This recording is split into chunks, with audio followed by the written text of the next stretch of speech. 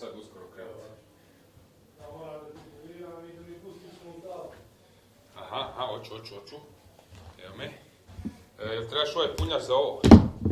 To sad drugi... Mali laptop, jer mi je onaj trebao, a možeš taj koristiti. Okej. Sad ćemo možeš njega koristiti slobodno, jer ovaj ima neku aplikaciju, pa mi je trebao zbog njih tamo.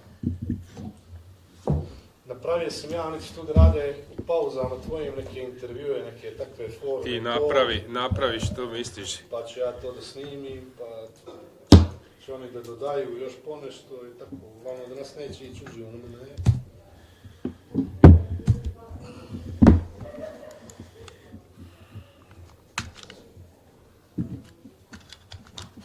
Jesi šta kameru dodavao? Jesu. Sad ćeš mi je pokazat. Mislim, malo drugu poziciju, ne može sve. Sam ja tebe da... Čekaj, vidim.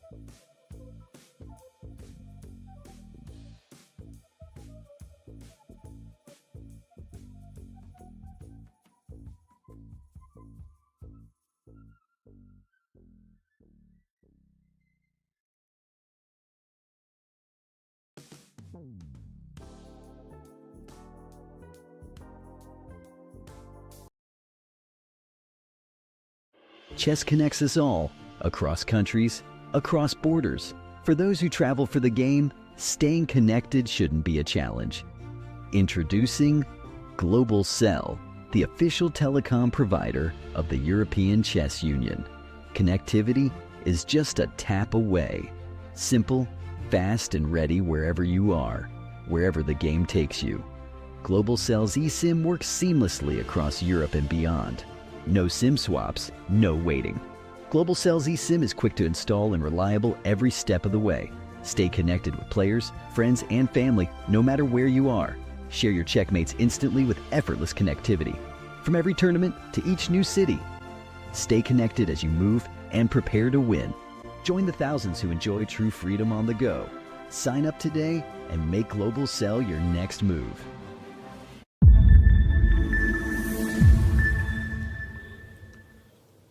Hello everyone, welcome to the second round of the European Individual. I don't need to say chess, we all know what's all about. Individual Championship in Petrovac, Montenegro, second round. I'm still alone, but hopefully already today I will have a co-commentator, but let's leave this for a while. Let's go to the playing hall. Let's try to check those pre-game moments. We added one more camera, so you're able to see also from this angle. I see Max Rothstein, very good player from Israel, Grandmaster around. Some others are coming, typical pre-game routine. Some players running, some of them are already seated. Just to remind you that they all need to be ready for anti-cheating scan, metal detector before entering the playing hall, and also some procedure during the game.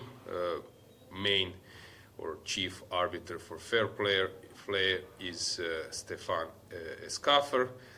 Chief arbiter of the whole event is Takis from Greece, so the team there is providing all the necessary conditions that we have fair game. I see Ivan Šarić, Croatian Grandmaster, board number.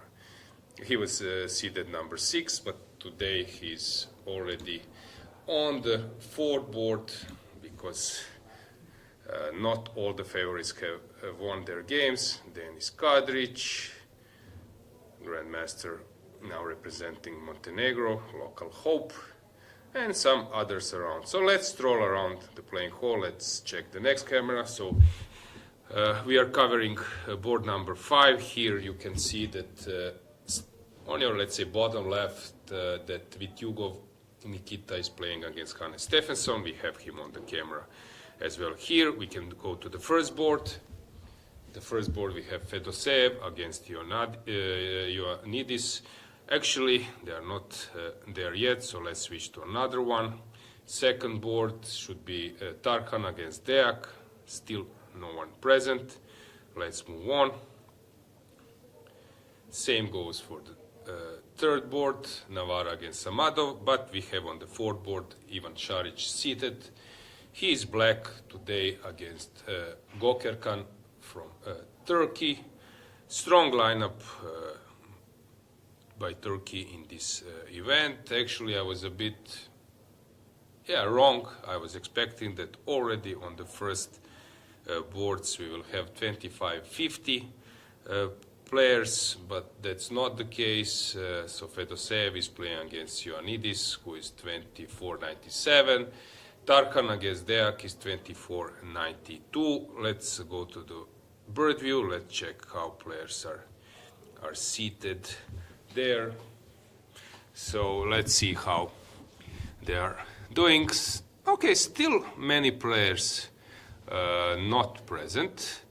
There is no zero tolerance rule. Actually, yesterday it was funny situation because, okay, not funny, but it was interesting situation. For example, Sabino Brunello got his flight cancelled, and then he needed to reroute himself. I think first original route was from Vienna, but in the end he came at the last moment, landing I think at like maybe 240 or some 220, and then to Podgorica you have 40 minutes opening ceremony, but he was actually on time to start the round. Unfortunately for some Croatian players like Leon Livajic, that was not the case in terms of flights. They needed also their flight was cancelled, and they needed to travel by train all night from Belgrade, 10 hours, which is quite exhausting.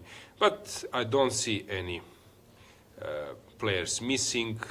We don't have any forfeits, so all players actually are ready to play normally in the tournament. Yeah, as I mentioned, we have board number 5. We see Vitugov sitting playing against Stefansson. I will touch this pairing a bit later. Then Bjerre against Virs, Girel against Bluebaum, and some others are around them. For example, Svanek, then Ponomariev. He was our guest yesterday. Very humble. Just to remind you how strong he was. He was 27-60 when he was 19 years old. He was FIDE World Champion, fantastic player in his prime, but here he's also an important player in this event with good chances to qualify. Vitugov was 27, I think, maybe 40 even. Let me check how strong was Vitugov, but now he's on 26-60, which is of course not his career high. So Vitugov, his peak rating was 27.51. He was ranked 15th in the world.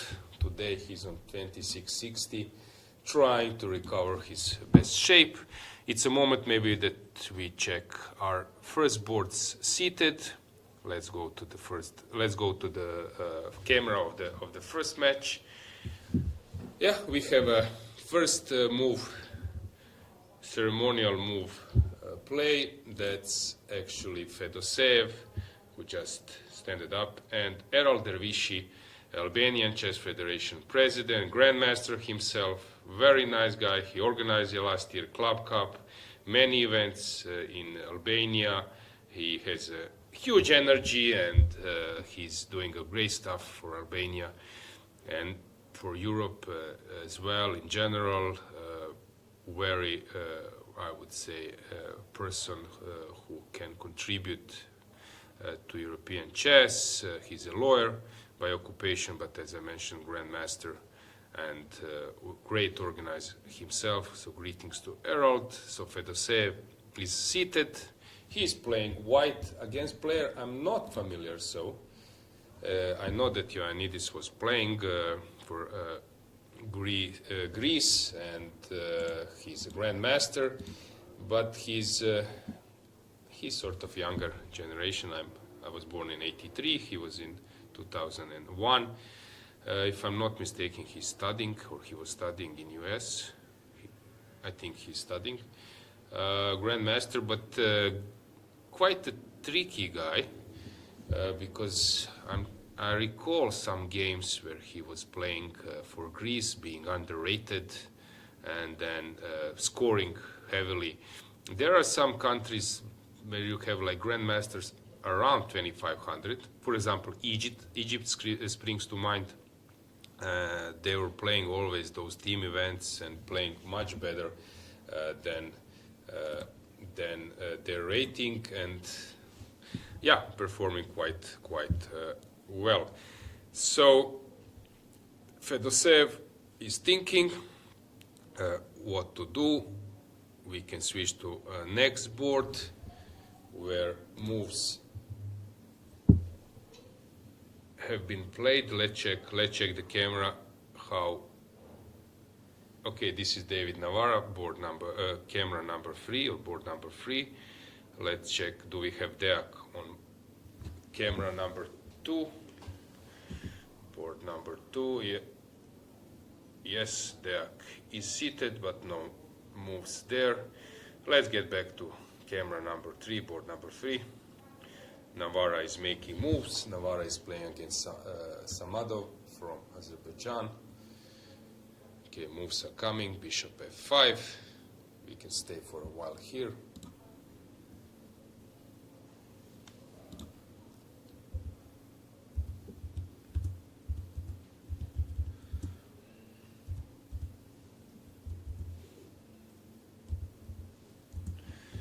Yeah, David is well determined. He's white. Of course, he's a favorite here, but yeah, you never know. Just to remind you to subscribe to the ECU channel, ECU TV. You have platform to follow the games. Don't forget that we have delays, so unfortunately we cannot reply, or I cannot reply immediately, but you will get some remark or some comment later. So write in chat. I'm quite happy when I'm getting some comments, questions, and I don't know, maybe some support from your side if you're rooting for some players. Let's check the camera number 1. Has something changed in Fedoseev? Okay, d4 was played, knight f6, c4, e6. Now Fedoseev is choosing either to go for Nimzo-Indian. Yes, that's the case.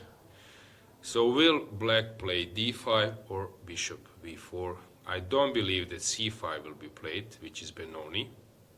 Quite risky opening today. Bishop b4. And what could Fedoseev play? Let me try to guess. I'd root for e3. That would be my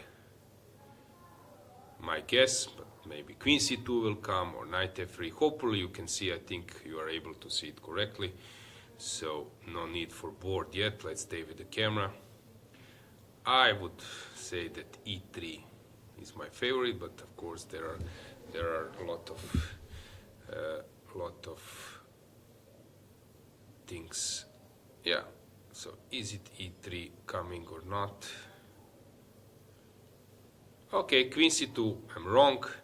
Let's get camera to other boards. So let's see. Has the game on second board started? Yes, knight f3 was played. Deak is thinking. How about Šarić, board number 4? Here we have Rossolimo, bishop b5, Sicilian, and g6 is basically the main move. But also it's not easy to win with black against Rossolimo, especially this g6, which is solid. But just to bring you attention that Magnus Carlsen is doing fantastic stuff in the bishop takes e6 structure. I think he's like performing in those double pawns, 2 bishops position with black. I think he's outplaying many opponents. Blitz, rapid, classical. I recall game against Richard Rapport at the last Club Cup in Albania. That was his choice with black, and suddenly Rapport was worse, trying to stay put, but yeah, black was pressing. It was draw. Match Offerspiel against Super Chess. Offerspiel has won the match, so Magnus steer a game to a draw.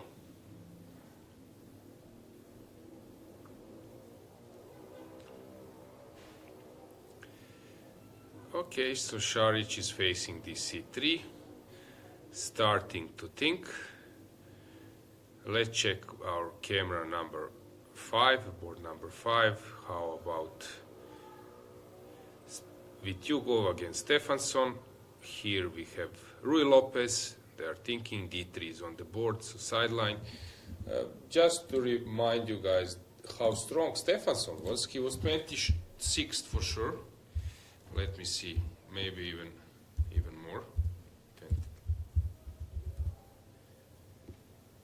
Icelandic Grandmaster. At some stage, I think they were leading, or they still are, leading the, I would say, list of grandmasters per capita. Croatia was at some point very high on the list. We were like having more than 20, maybe even more 30 grandmasters. So if it compared to our 4 millions, it's quite a good achievement. But Iceland is known for their successful chess scene, and Stefansson is one of them. Born in 72, let me see. Okay, 26.04 was his peak rating. Now he's, of course, less than 2500. His prime is far away, but yeah, still quite a solid player, not easy to break through. He plays very solid, he knows theory, quite a good player. Okay, let's check our camera from the playing hall so that you could see players moving around a bit. Yes, so on your left, I see Fressinet walking by. Whom else I could see? Yeah, the point is that first 4 tables, they are on some kind of small stage, not on podium, but on stage. Then we have this camera which is showing you from 5th. It's our bottom left with Hugo against Stefansson and some others. Bottom right is our tables, I think, for 40 or something like 35. It's not easy for me to recognize the players there. Is this Darda? Let me check which board is Darda playing. Yeah, so it's board lab. It's these are boards 31. So we have Patrelakis from Greece, 24-37, playing against Teodoru, another strong player. I think he's studying in US. Then behind or next to him is Darda against Peyrer. Lagarde is opposite Darda, Chigaev, Fressinet, and some others. So these are our bottom right. I see Yufa strolling around, checking the games. So Chigaev is the last one, I think, in that row. Then Fressinet is probably behind. Yeah, let's just briefly go through all cameras for 5-6 seconds, and then so first board, Fedoseev making moves. A3 was played. Let's go to the second one. Second one, Deak is thinking what to do against Reti. Sometimes he's playing that himself. Then Navara, okay, blitzing the moves, feeling confident. Ivan Šarić, let's go to the fourth board. Ivan Šarić still thinking a bit. And fifth board with Hugo against Stefansson. Now it's Stefansson's turn. And we have this camera from the sort of bird view, where you could see that players are basically more sitting, and from the playing hall as well. Okay, while we can stay here with the camera a bit. Maybe you will notice maybe some familiar faces you like to see. I will tell you regarding upsets. So regarding upsets, the biggest upsets for the first round would be a loss, and here we have one, I would say, the biggest upset. It's Piorun Kasper. He lost against Croatian player Gal Andrej, 22-55, FIDE Master, and yeah, that was some kind of, yeah, I would say biggest upset from the first round, because Piorun, if I'm not mistaken, world problem-solving champion.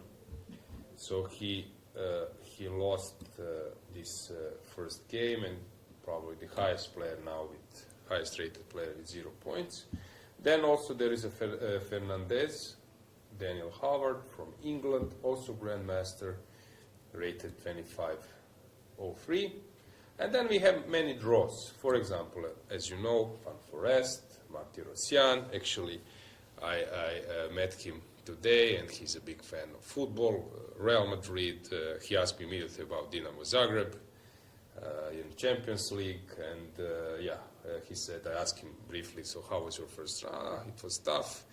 Usually first round can be tricky and so on, but he's quite positive, a nice guy. He was accompanied by another, I would say, player who's not happy with the first round. It's Sarsian. Shant also made a draw, 26-50, then Etienne Bacro, Pretke, Ivanchuk, Santos Latasa with this shocking combination. You could recheck it once again. Duraibeli, Hakobian, Vocaturo, Tomchak, Lupulescu, Friedman, Moroni, Livaic. I mentioned that he was traveling by train for whole night, and it's of course it's tough to play. Sochko, Bartosz, Blockberger, and so on and so on. Even Djukic Nikola in the studio we had Miloš Pečurica saying that this position fits Nikola, but in the end it was only a draw. Okay, let's just once again remind you about the pairings. So Fedoseev against Ioannidis, 27-12 against 24-97. Tarkan against Deak, 24-90 against 26-87. Navarra is playing against Samadov, 24-90. If I would need to pick up few pairings where that can be tricky, let me try. If Stefansson was white against Vitugo, then I would say, okay, it would be a hard task for Nikita. But being white, I believe that Vitugo will prevail. Maybe, okay, the easiest to find someone with white pieces who is quite solid. For example, board number 15. We have Ilinka, Felix Antonio from Romania playing against Kollars, Dimitri, and during recent Club Cup, I think club from Arad, Romania, they came unbelievably, they came to the bronze medalist place, which was a huge success. Nisipianu is there. Fantastic achievement. They had two players from India, if I'm not mistaken. Fantastic achievement, and Ilinka was playing very well there, overperforming, so he might be a choice to bet on in terms of possible surprise. Also, just to remind you guys, we have a poll in our chat, so you can try to guess how many points is needed for the European title. 9.5. So 50% is 5.5. So that would mean plus 8, if I'm not mistaken, which is, I would say, too much to bet on that. Then 9 is plus 7, which is also huge. Plus 6, 8.5, I would say it's reasonable.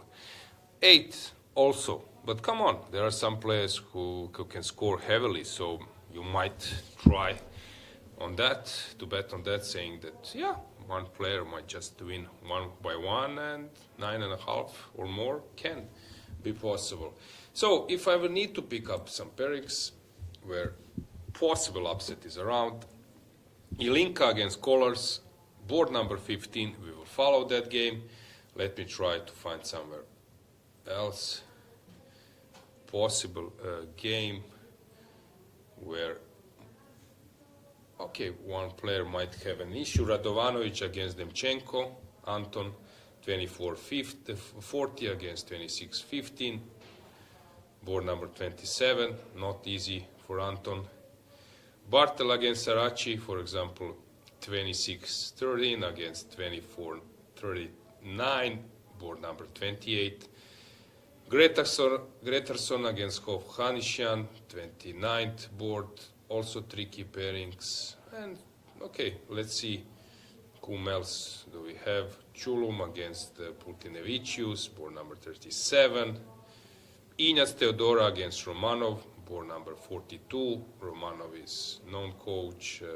He's coaching even some women players, so it will be also interesting pairing to take eye on. I don't know, some others as well.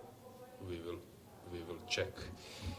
Okay, let's get the board. Let's check what's going on.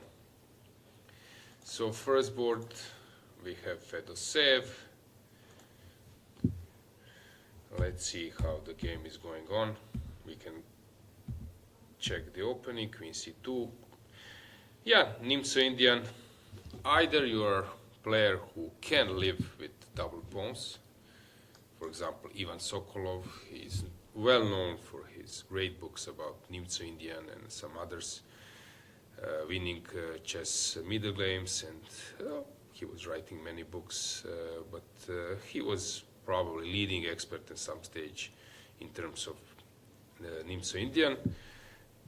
For him, allowing BC3 is normal, so E3 was high on his list, but Queen C2 is another option, although your queen is coming out, and it was sometimes not easy to play this line, but it's also, of course, well developed, so it's nothing new. This line is very, very known.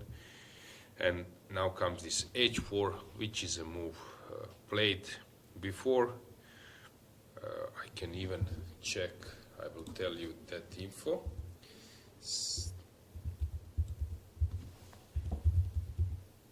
I'm quite curious to check, so let me try to get into that position, and I will immediately provide you the info. So guys, wait for a sec.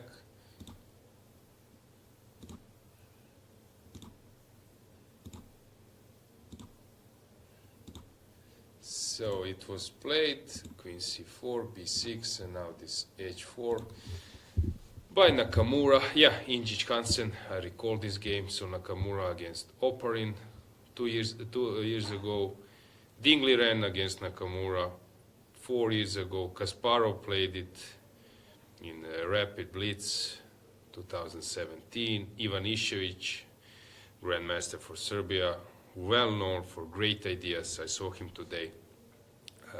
I'm rooting for him in general. So he's a player, I would say, like first Serbian player after Ljubojevic, Gligoric, Ivko, this older generation, who was bringing some really great ideas in opening, playing for sharp lines. Let me check how Ivan Ishevich was strong. I think 2660 for sure. I would say 2666, let's say. Of course, his prime is behind him, but he is still very interesting player. 2665. So I was wrong for 1 point, but as I mentioned, many opening concepts, ideas. So H4 he would play in some Scotch, in many lines. I played against him 4 times, winning 1, if I'm not mistaken, 3 draws, but it was always crazy fight. Sometimes I won undeservedly, but crazy games. 1 from Sarajevo, 1 from Hungarian League, really. Also from Bosnian League, like 20 years ago, 15 years ago. It was really crazy. It was my favorite tournament. My average opponent were 2600. I scored 1+. But Ivan Ishevich was working with Morozevich, and Morozevich at some stage was really well armed with so many different concepts. And what I like about Ivan, that Ivan would bring a chessboard and generate ideas. You could see him at the terrace at his balcony, hotel room, small chess sets, and then some ideas. And there was also famous game Ivan Ishevich against Morozevich. Actually, I was meant to play against Morozevich. Morozevich was at that time world number 2, 2780. But he played only 2 games to be able to play in Club Cup, which is the system, which is still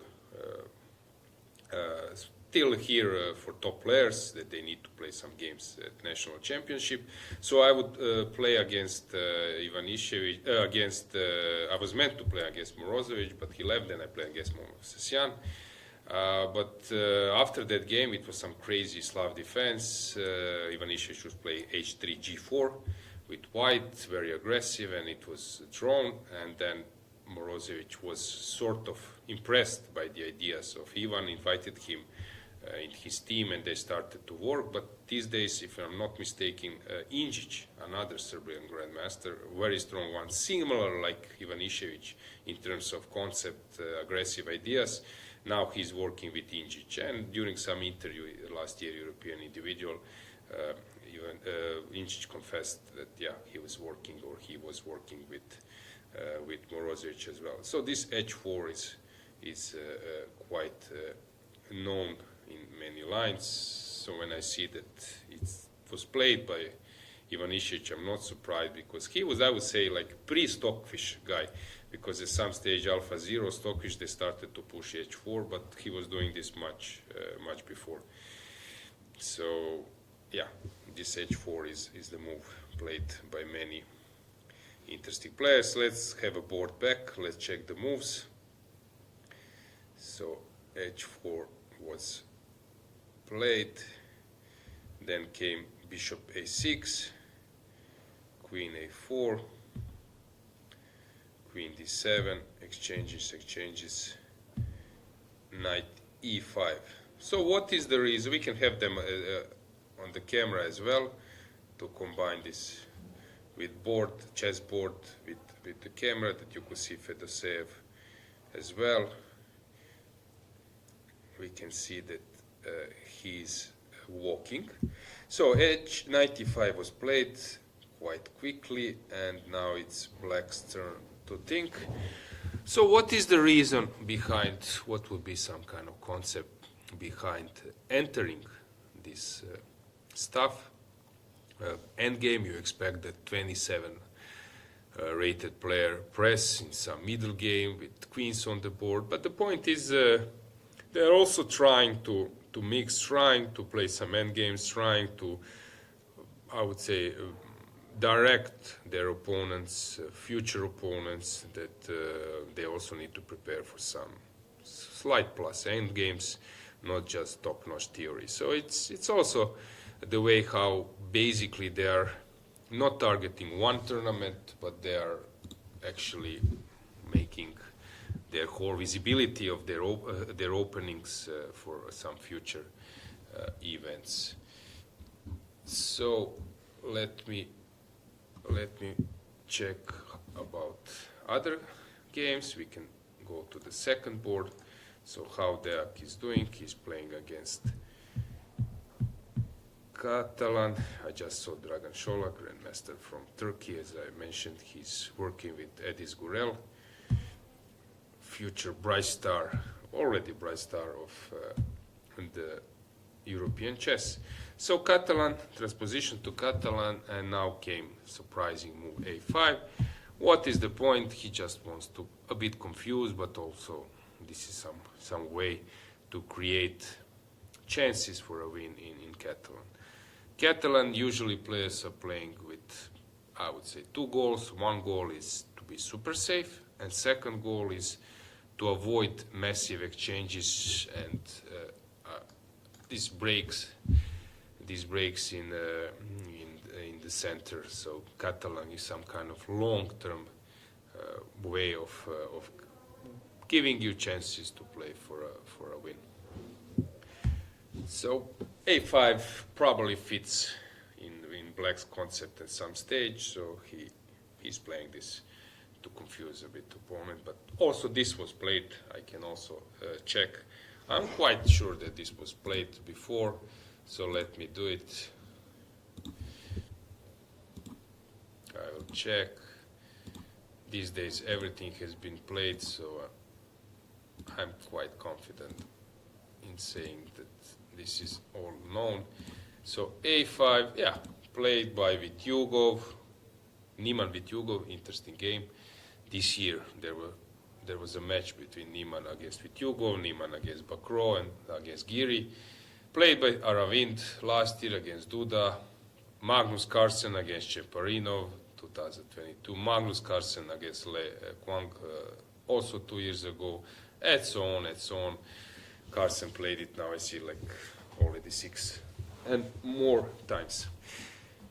Okay, the main reaction is Queen C2, but it's possible to play something else as well. Let's see how David Navarra is doing, our next camera. So David, you could see that David is sitting. David is relaxed, while his opponent is a bit not confused, but he's a bit worried about the opening outcome. Okay, this is known line where knight h4, f3, everything has been played very stable, very solid, typical repertoire of top players. And let's see Ivan Šarić. Okay, Ivan is playing this line. I analyzed this a bit as well. d4, d5, yes, this is all known. And there are several ways to move on now. To take on d4 and to play c5, then this is like a main line in some way, or also it's possible to play here bishop f5 at some stage,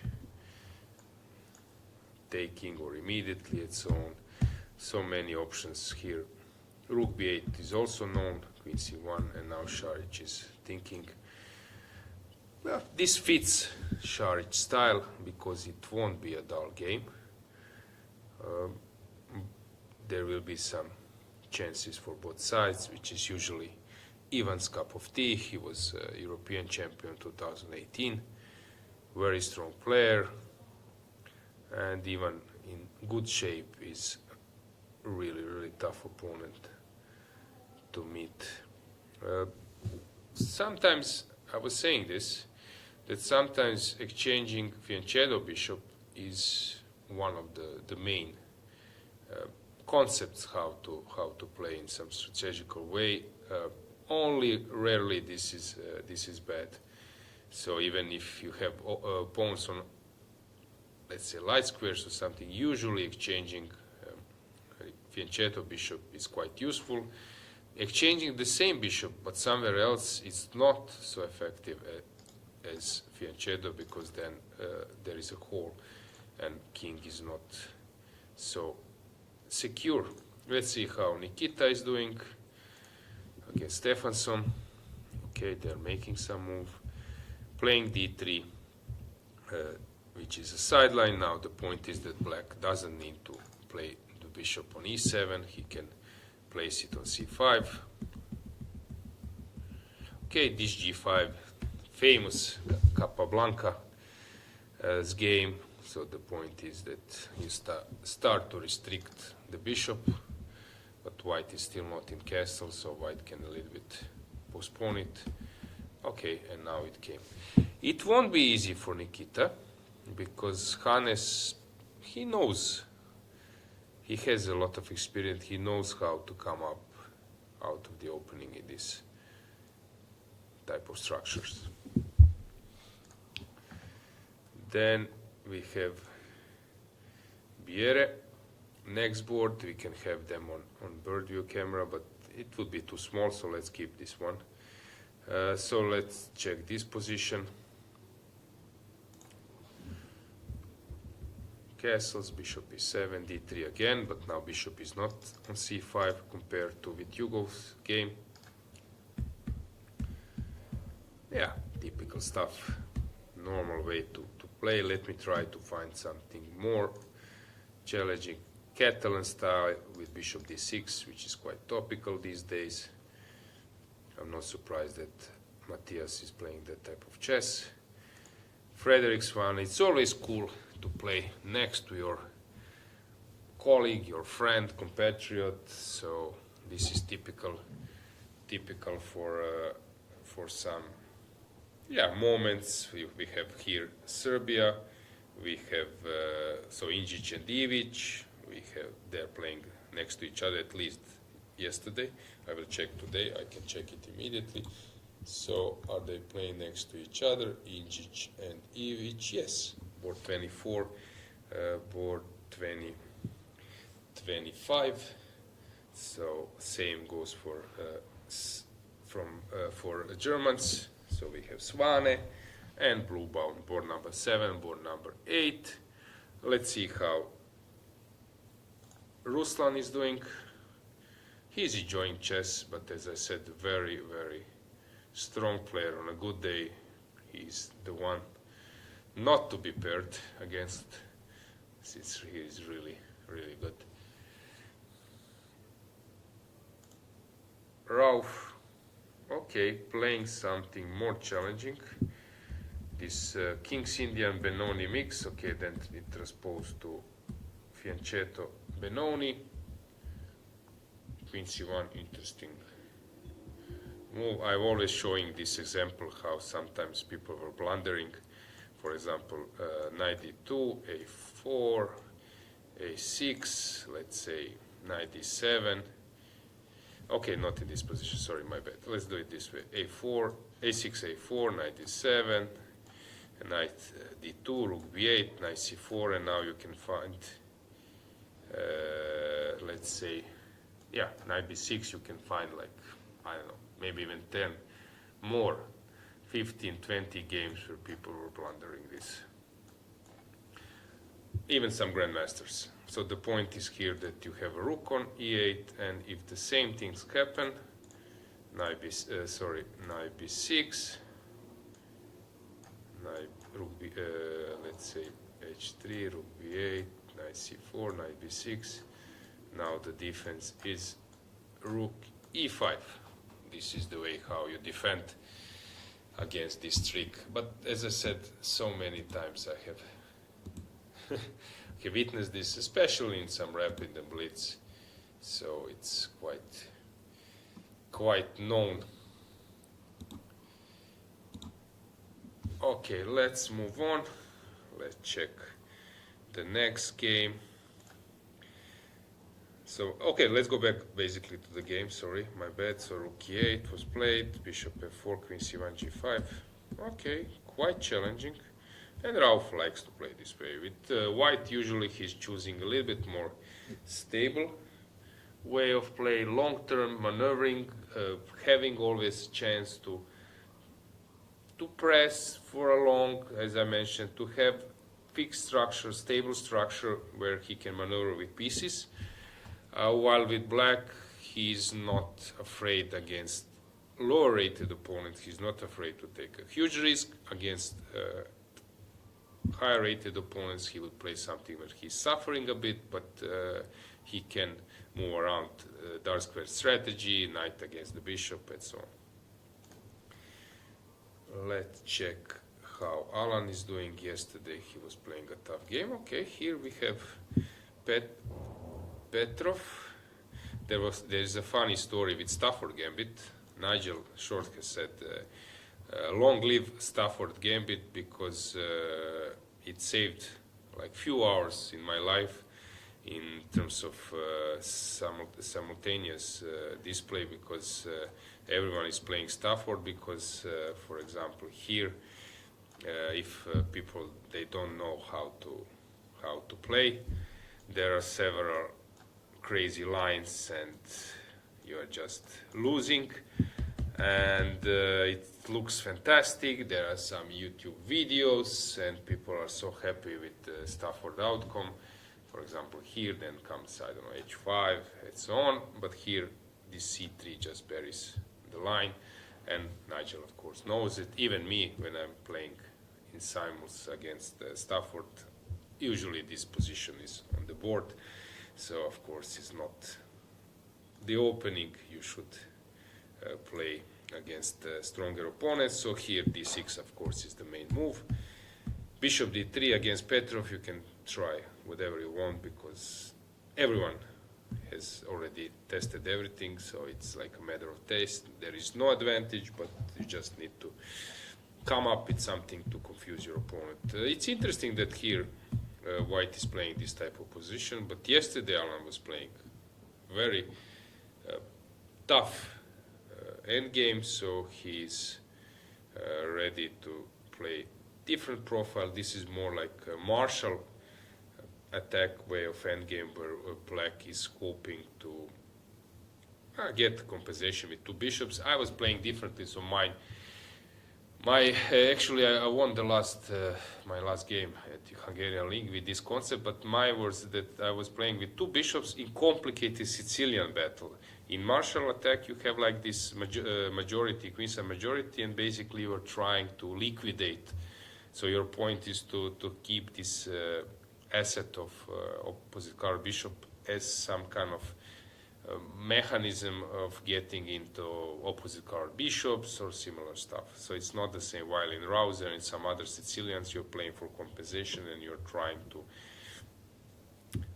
muddy the waters and so on. We can also check the next game, but at the moment I wanted to suggest that we have a camera of 4 games. So maybe it's an option that you take a look and we can stay for a second.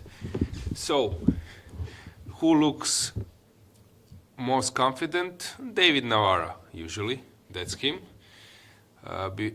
Besides him, Deak is always walking, so you never know with him who is more happy, him or opponent. Šarić looks to be happy as well. It's not easy to say according to the cameras, but okay, still the game is in progress. Let's get back chessboard. Let's see the moves. So next board is where I was staying at Alan's game. Then we can check Sugirov, now originally from Russia, representing Hungary. He was playing very well in Club Cup. Nils Gradilius, interesting player. I played him twice, one draw, once I lost. He's very good in calculation. Very good player. Kollars. Okay, this is the game to follow. Let's check how the game is going on. It won't be easy for Kollars to play against Felix because Felix is in a fantastic shape, but at the moment looks position quite normal. Yeah, white is slightly better, but not much. Nothing more. Where else to go to stop? Here, Gabriel. He's quite stable. He can play sometime with double pawns, 2 bishops.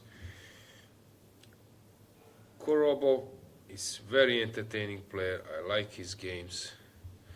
It was funny during the last Club Cup. He was playing against Nihal Sarin, and there was a position with queen. He was a piece down with 4 pawns on the same wing with queen against opponent's queen and a bishop, and 3 pawns, and Nihal was moving around without showing like a clear way how to get a serious advantage or to win the game. And then at some stage Korobov has blundered, and that was important, I think, for his team, maybe even drawing the match, so it was an important win for Nihal. But later I was in a bar, I asked Korobov, so how is white winning? It was already late, maybe some drinks were already at the table, and he said, if you were following Carsten Miller articles, you would know that it's very easy to win this position with white, but obviously I haven't. I'm not a pro any longer, and it seems to me that Nihal Sarin didn't do the same. So check that game. It was queen against once again queen and bishop, and 3 pawns against queen and 4 pawns with some fortress around.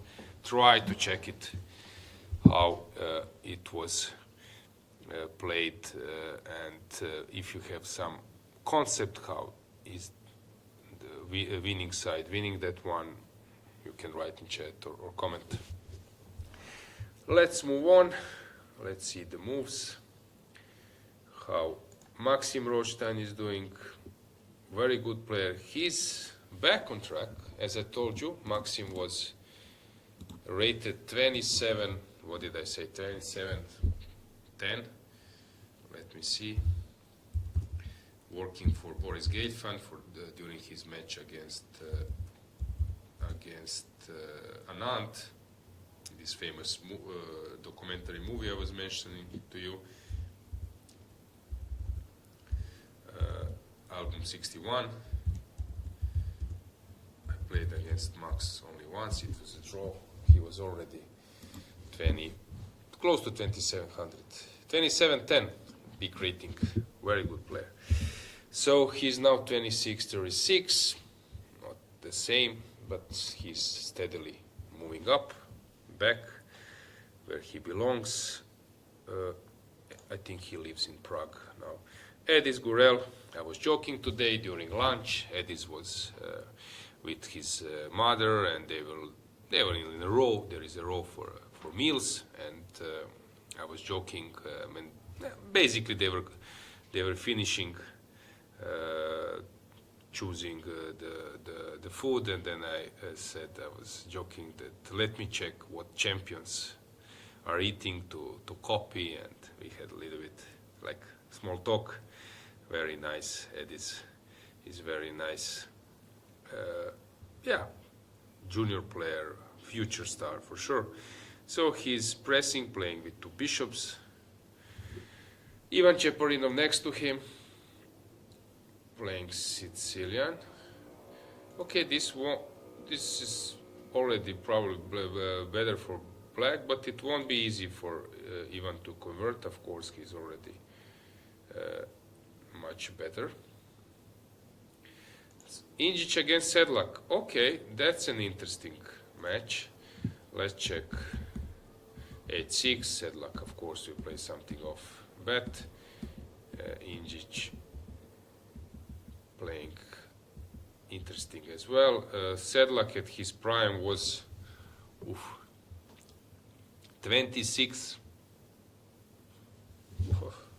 25, I would say. Let's check. He was very strong, but he dropped a lot of rating. 26-9. Very good player, but he dropped a lot of rating. Although on a good day he can be a really tough opponent. So it will be interesting. He plays usually the Dutch defense, but here he opted for something else. Radovanovic against Demchenko. This is what I mentioned, that it can be tricky for Anton to win. At the moment it's quite stable. Of course, with being black and 26 something, you need to try to press even with the black pieces. Here Bartel against Arachi, also not an easy game. Yeah, no. Let's check Ignac against Romanov. I mentioned this, that Teodora is the highest rated player, woman player in this event. There are some women prizes. Romanov is very, I would say, player, classical player, but who also can play sharp chess. Normal position for Teodora, nothing to worry about. Anything else? Okay, this game, Mark Maurizio against Benny, has already taken some strange route, so let me check. Knight c6, e5. Yeah, this I was mentioning, that it's not easy to enter Sveshnikov. If you want to enter this way, then you have a problem that there is bishop b5 Rossolimo. If you want to avoid bishop b5 and you enter e6, then there is this way of taking on c6 and e5, knight e4, which is tricky in hand of, I don't know, Ivan Šarić and some other players. It can really be tricky, and actually the game went this course, and yeah, black seems to be already lost, so I'm a bit surprised what will happen. Chulum I mentioned against Pultinevicius. I think Sanyin is working with Croatian Grandmaster Ante Brkic, so they are playing for the same club, so it can be tricky matchup.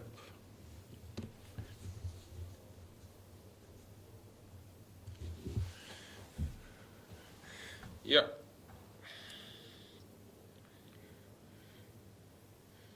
Very complicated Sicilian.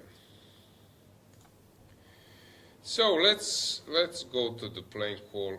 Let's check the cameras. Okay, we can have this one.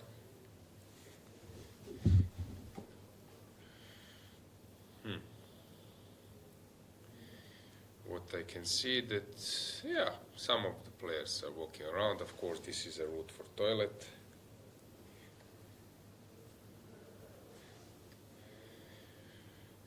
Second camera, I see many players seated. With Hugo, as I mentioned. See Darda coming back to board. A lot of players are already on their seats. Next to Vityugov is Bluebaum, seated as well. Biered and Bluebaum. So it's already a tough situation for some of them. Let's move on with the first board camera. So with Hugo thinking where to go, how to move on.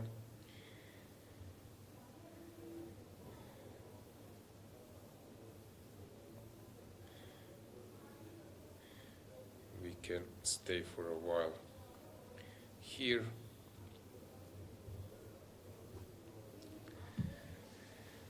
Yeah, it reminds me like this camera that like they're playing a world championship match, because of course that's not the case, but anyway, it's cool to have this feeling. Vityugov has just made a move. Let's combine it with the chessboard. Let's see what's going on in that game.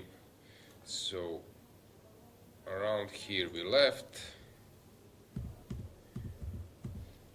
Bishop e3, interesting try.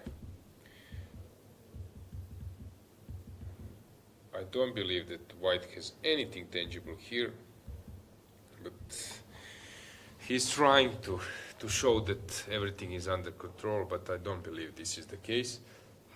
It seems to me that, yeah, Black is doing very, very well here. I don't know, some King f7, Bishop e5 to prepare a5. Very successful position for Evgenios, but yeah, Vityugov will now start to, Fedoseev will start not to bluff, but to put some pressure, psychological pressure that everything is under control, that he wants to play this type of position, but it doesn't look so great. White is slightly better, but not much is happening. Let's move on, let's check the next camera. So Deak 95 played, knight c3, 95, and then this exchange. Okay, solid position for Black, but if you want to win, don't believe that this is great. But come on, if you want to win, you need to play. You can do it several ways. You can play something not dry, but quite stable and solid, and hoping that your opponent will misplay it at some stage, but winning chances are not so high, but also you are safe.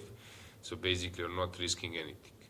And there is another way that you just play some Benoni and King's Indian, but then losing margin is increasing. Yeah, I don't believe that this is a great success, but Black is quite safe. Okay, David, let's move on with the camera. This is the game to follow.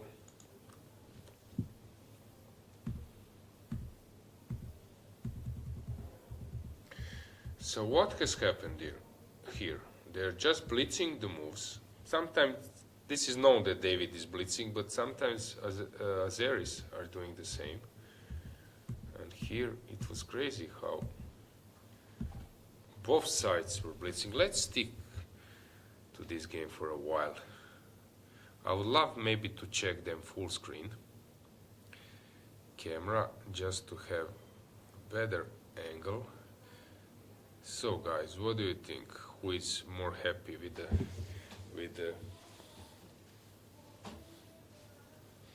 the outcome?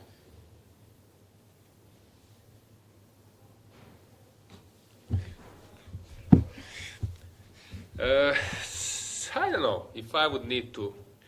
If I would need to bet, I don't know. Maybe black. Maybe black is the one. So what's going on here? David needs to bring the rook, I guess. But then some queen a7 is coming. And he needs to calculate. So David, now we can get the board back. So David is calculating this. So rook to c1, queen to a7. But this is some kind of crazy stuff, which is some prep. King d1, knight c4. Really? What's going on here?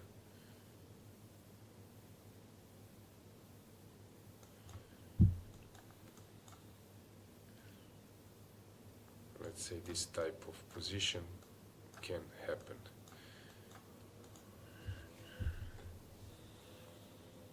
I move my rook, you take, I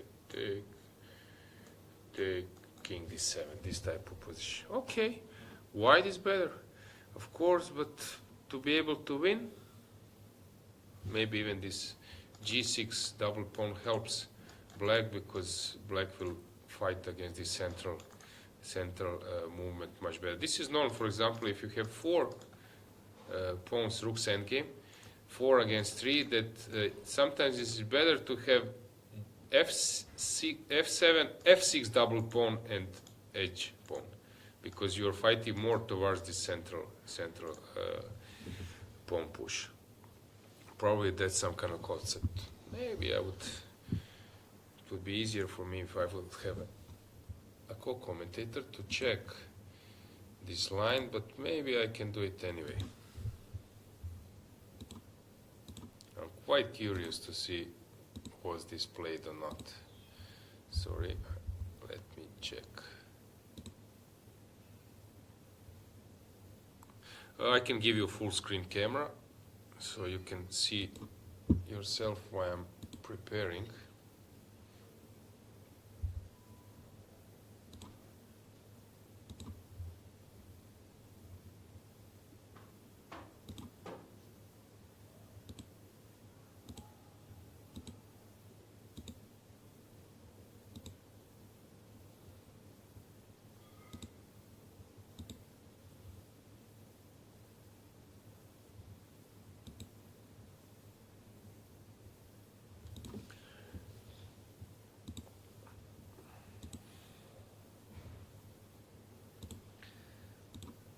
At the moment till 12 move, everything according to the book.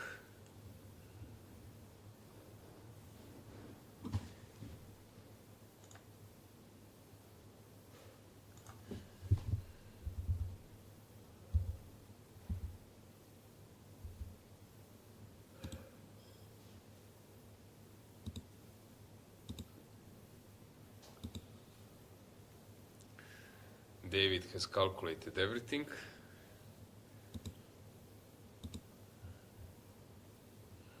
Yeah, everything according to the book. 15th move. Okay, these days preparation is really advanced. I remember one line I wrote an article for New in Chess. In that line it was King Senior Mar del Plata, casual variation, and we analyzed it together. He played many games against Rajabov, against some top players, and I started to play myself, and I was having a good results. Suffer a few losses. The problem is when your opponent starts to throw everything on your king. Actually, article headline was bullets winning against your king. I don't care, something like this, and. There was some kind of line. I remember last move in my notes was 40-second move, and then analysis stops slightly better for white.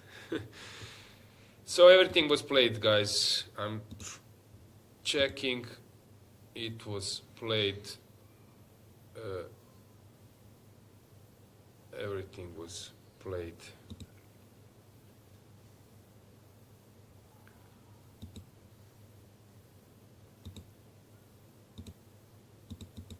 yeah, that line was played, but I don't see whom. By whom all this was played. Maybe some computer games. So now, as I mentioned, we can get the board back.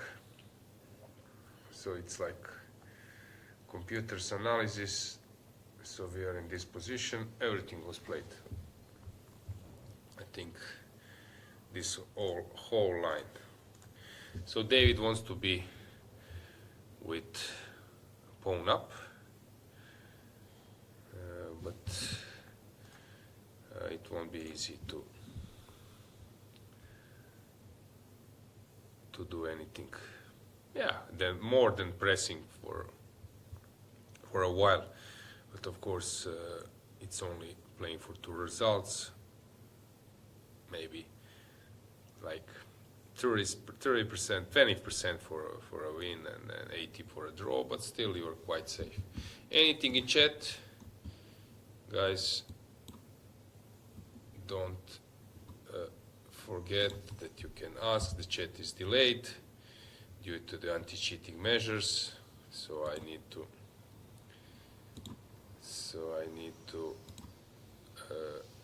yeah, I need to check it from time to time, but I won't be always updating you instantly, so I will check something 15 minutes ago.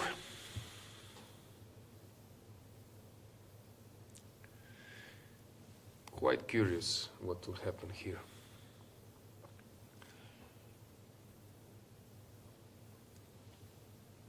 Okay, David, now what can he do? He can take on c6, or he can move the king. Okay, there are also some other moves, like bishop e1 or something, but taking on c6 is the main line. Red is quite well prepared. Don't know much about him, so let me check. So he is 17, born in 2007, 2490 rated. I am. Usually players from Azerbaijan are slightly underrated, so I wouldn't be surprised that his real rating, real strength, it's stronger. But at the moment this is the game to follow,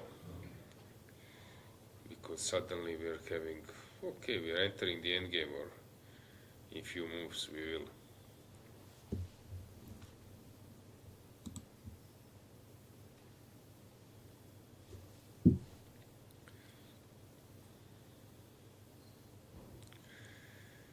Queen a, rook c6 or king c2, don't see anything else.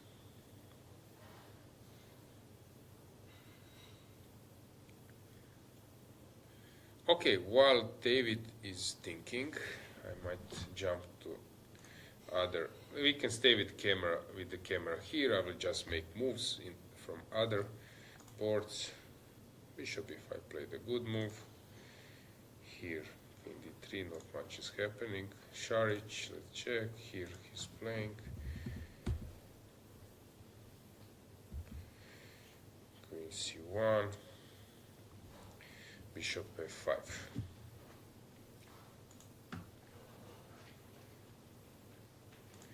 With Yugov, okay, it's not easy to break through against Hannes. I like how he arranged his pieces. Biere, okay, clear, blue bomb. Let me check how this went. Yeah, bishop d6, everyone is playing this Catalan these days. This is all known. If you take, probably something to c1, rook c1, and it can be tricky. For example, now some 94, I guess. Not easy to play.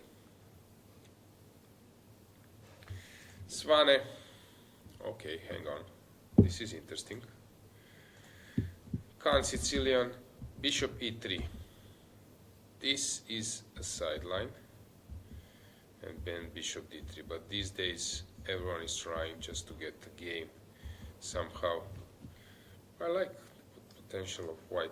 Like per strategy, this knight at some stage will jump into the play Desperado style.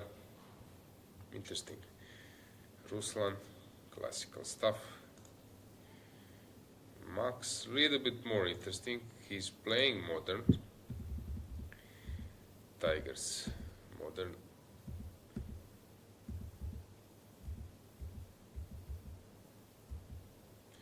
Okay, this g4 maybe looks better than in practice.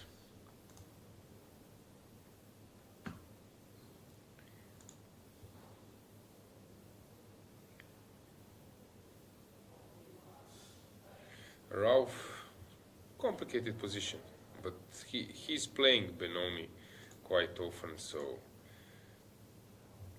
he enjoys to play this type of position. Alan, yeah, this is this typical martial attack compensation, which is not fantastic, but also, yeah, black can hold. Especially, it's a good choice against a higher-rated opponent, because you are increasing your chances to make a draw and not to lose, which is a good sign for a low-rated player. Grandelius, okay, where Orsugiro first. Okay, that's interesting. That's a mess. This is this typical Catalan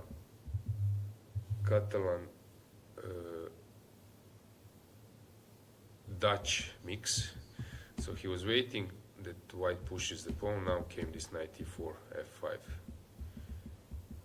Okay, that's very well played by black. I like it. This one will be out of play for a while. Grandelius, okay, still moving back and forth. Let's check colors. CB, B5, Queen B3 played. Okay, maybe Felix is not playing the best. Queen F7, it means that Dmitry is very well prepared. Now knight H5 will come. So for example, if you go knight C4, knight H5, you cannot protect with rook E2. Okay, you can start first, for example. You cannot. If you take, yeah, you're just dropping the pawn. And if you protect, let's say F3, then you're making some holes. So knight C4 is not possible. You can start with knight C2, and now some rook somewhere. But there is an issue. Knight G3, same goes for rook E2. Takes, and knight G3, and you're dropping the rook. So I'm quite curious what will he do. Because this, of course you can play it, but bishop H4, and suddenly white starts to feel some pressure. Not so easy. I'm a bit surprised how Felix was outplayed so quickly. A bit at least. Gabriel solid, Korobov making some mess. Trying to find something where there is fire on the board. Ivan will need to press here because it's not so easy. I know, some C3, you play your king in on E7, B4, and to be able to win this one, you really need to be very, very skillful. I mentioned Radovan. Okay, let's check Injic against Sedlak. Okay, normal position for Injic, also for Sedlak. Radovanovic,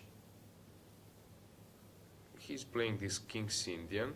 Maybe black has some tempi. The point is to push D5 at some stage, like here. This is the point, and this one is hanging.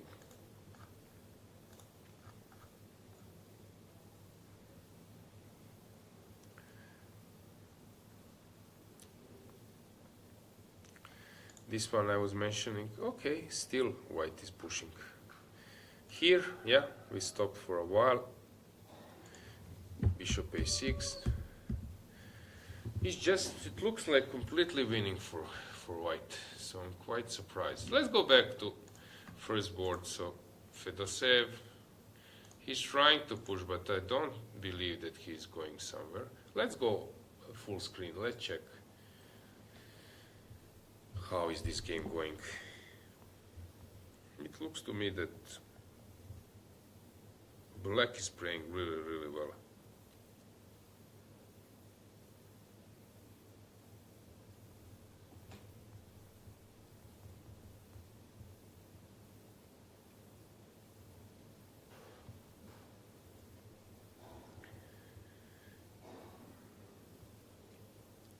Of course, draw doesn't mean that, yeah, you lost all your ambitions.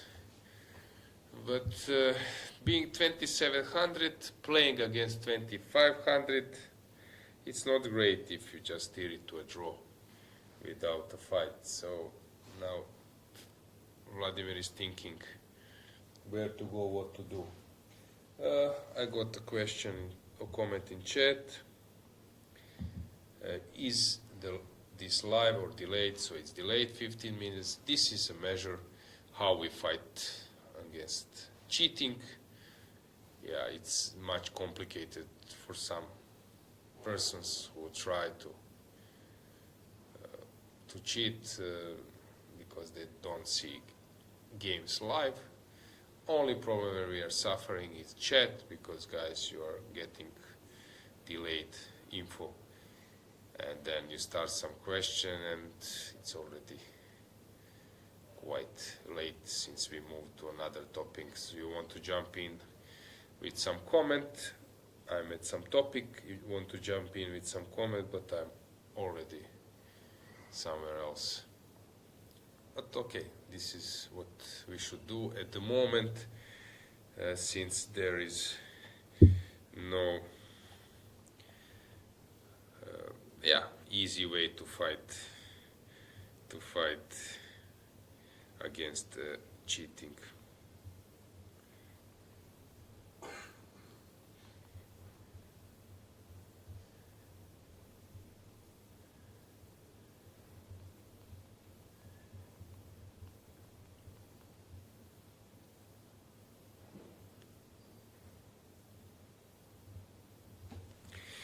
Okay, I don't believe we can get the board back.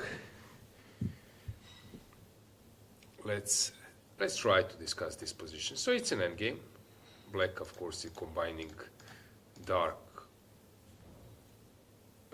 color strategy, okay, with terms of placing the pawns, and then the bishop and knight are moving around the pawns. This is typical, known from Jose Raul Capablanca, that you should place your pawns on the opposite colors. And also the thing is, here you have an asset which is bishop pair, but then to be able to keep this asset, you need to start making some concessions, since exchanging light square bishop doesn't mean much. But I don't see how he will avoid it. Now, of course, you can play somewhere d6, e7, but I don't believe that this is anything tangible. And yeah, maybe draw, quick draw is around. I mentioned this system, how you prepare on top level. I'm not 2700, but let's say 2550, 2590. So the point is that you have some weapons around, like 4 or 5, and you don't have in every position a way to press, and you come with some 3 out of 5 positions which might arise at your game. And if opponent is having a bad day, or you're lucky, you're ending up in a position you're confident, position you like. If it doesn't work, sometimes it happens, it's just a draw, you don't have advantage, And you look a little bit silly because people start asking you, how come you came with nothing, to no advantage, no test to your opponent, but what to do? There were five things. You were hoping that 3 will work. It didn't, and what to do? Now, Vladimir is trying to show that everything is under control, but okay, he's a tricky guy, so he can find some resource like yesterday, but I think it's a moment that he starts to think about making a draw. Your opponent has placed everything super healthy. Dark squares, pawns, bishop is around, knight is ready to jump.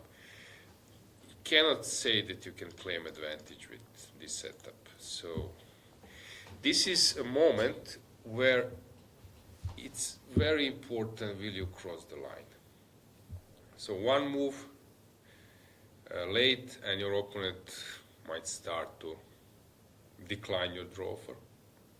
So here, let's say if he makes a move, I don't know, bishop c3, bishop e7, I think draw offer would be accepted. Is it draw offer good or not? It's a tough question because there was some Sofia rule, but players are here also making some strategy. It's a long tournament.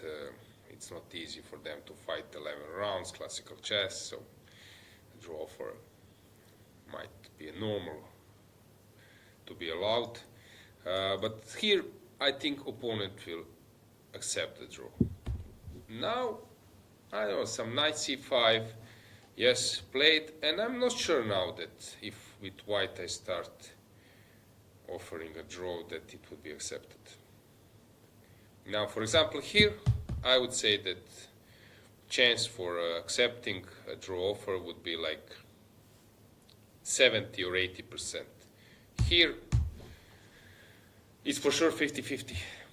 Now it's not more. And it's also a huge difference if you make a draw. Next round you will play normal game, 1.5, so you're on +1.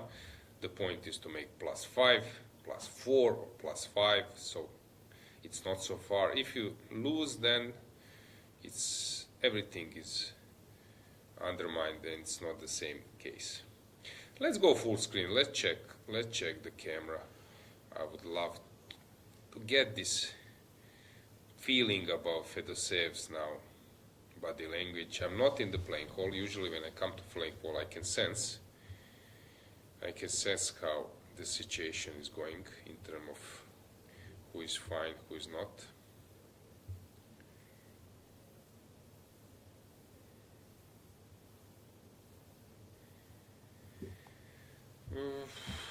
As I said, I don't know his opponent so well. So, Evgenius, I mentioned that he's a good player, solid player, but the type of player who plays rarely whole year. Okay, let's check. I will check now while you are watching the game. Let me check how many rated games he has in the recent period.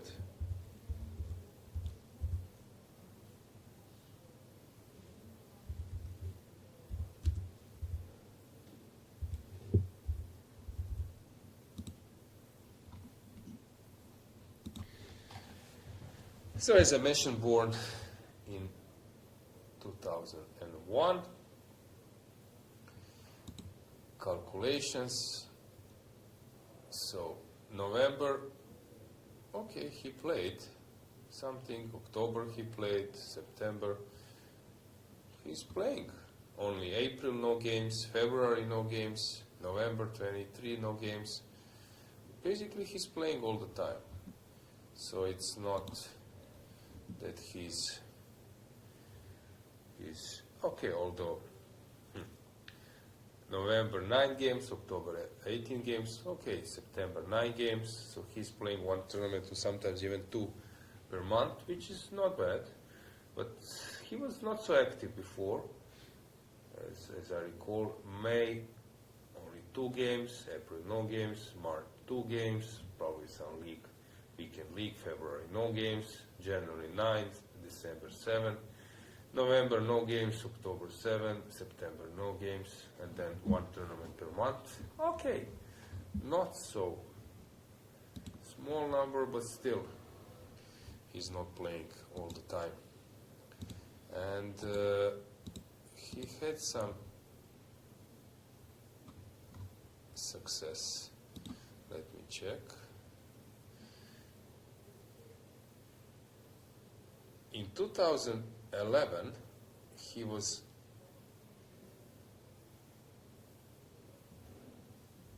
first European champion under 10 and under 18, 2018.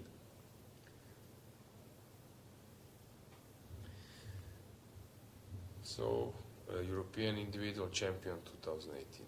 And now things are happening as I expected.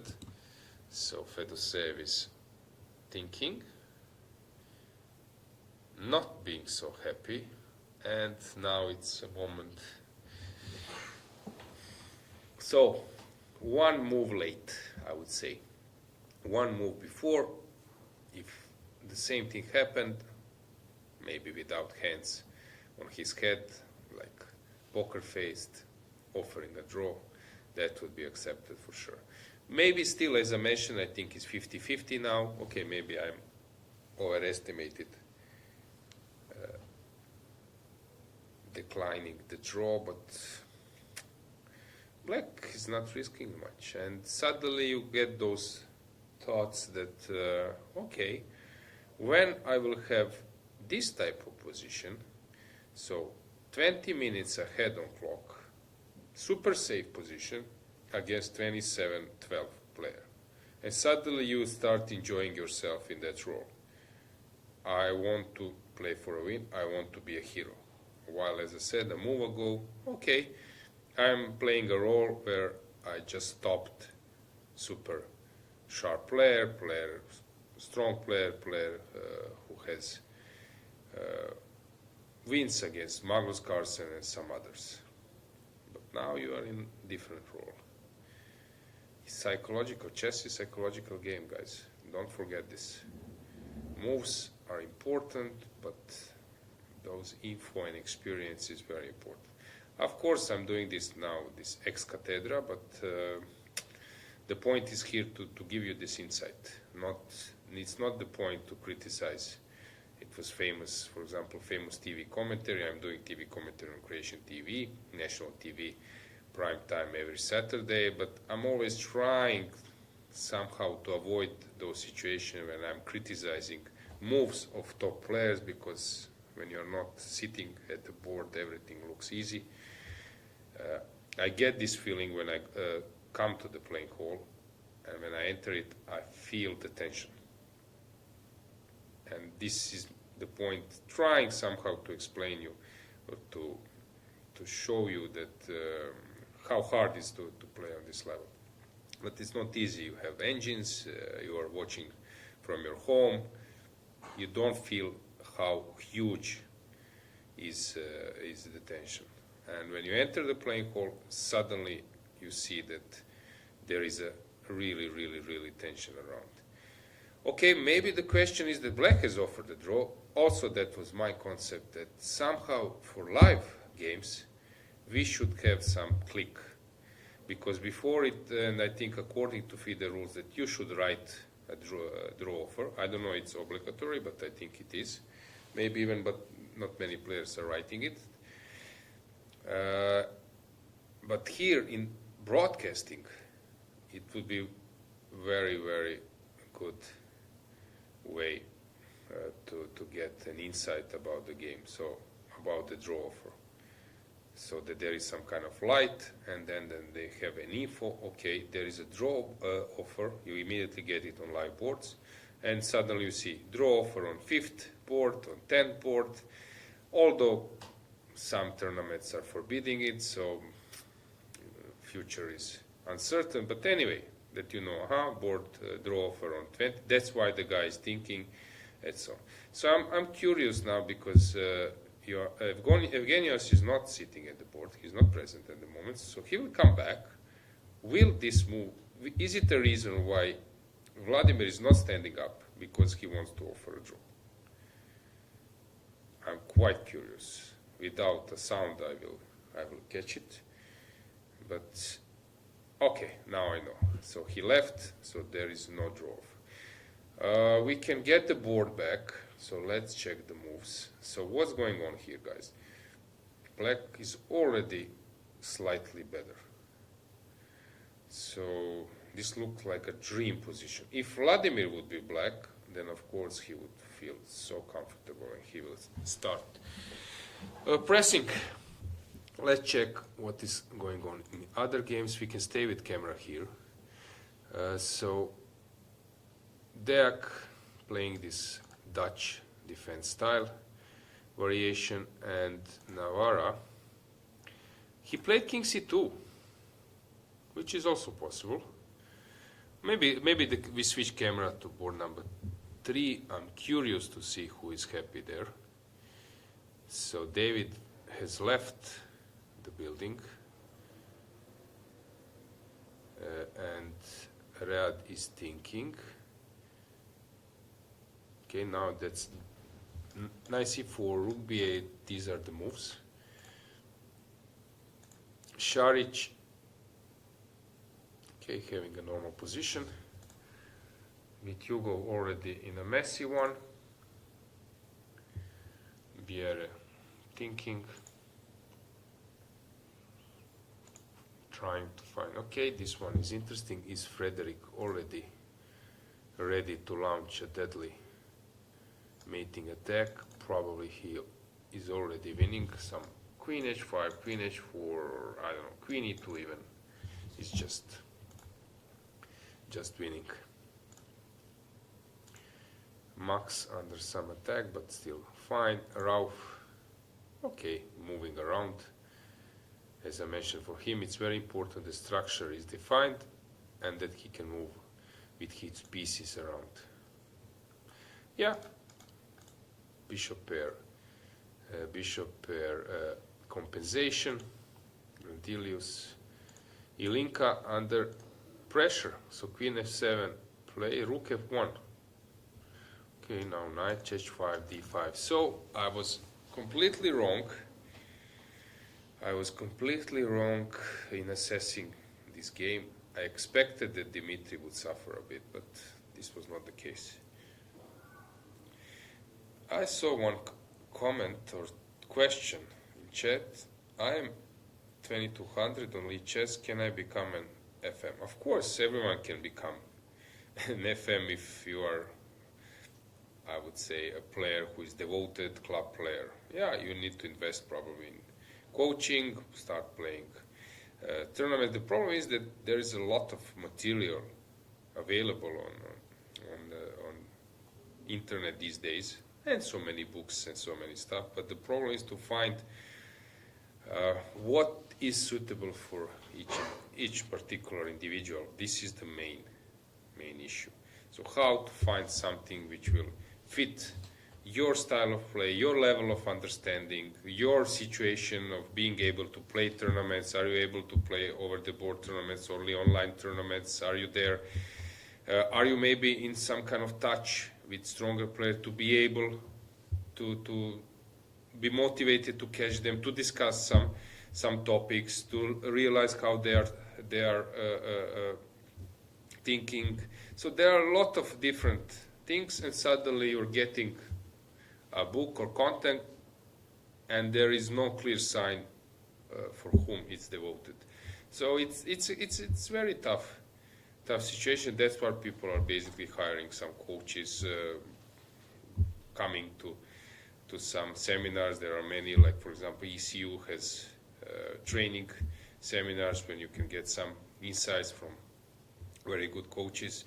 It's quite unclear these days. So before it was tough in terms of getting information, getting knowledge. Now knowledge is around, but it's tougher to find where you should fit in.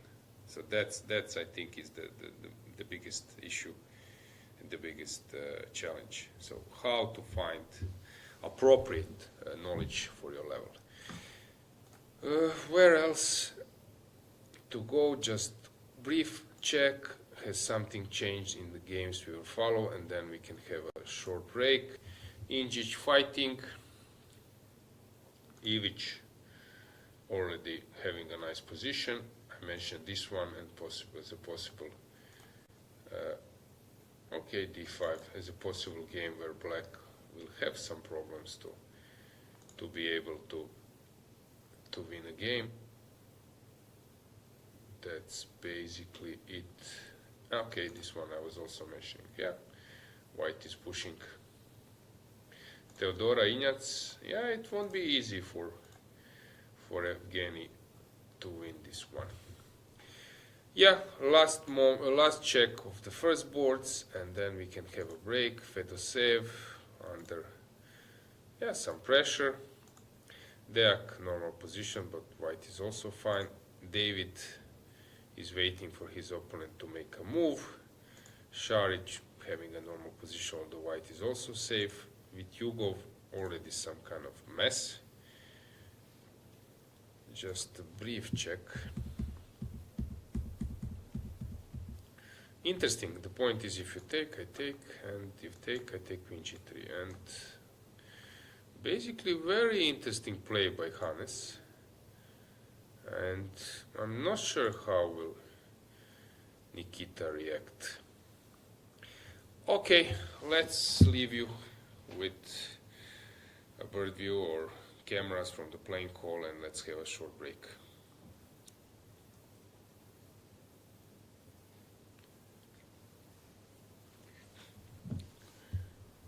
Chess connects us all, across countries, across borders. For those who travel for the game, staying connected shouldn't be a challenge. Introducing Global Cell, the official telecom provider of the European Chess Union. Connectivity is just a tap away.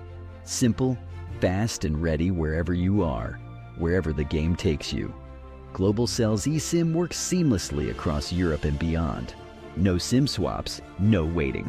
Global Cell's eSIM is quick to install and reliable every step of the way. Stay connected with players, friends, and family no matter where you are. Share your checkmates instantly with effortless connectivity.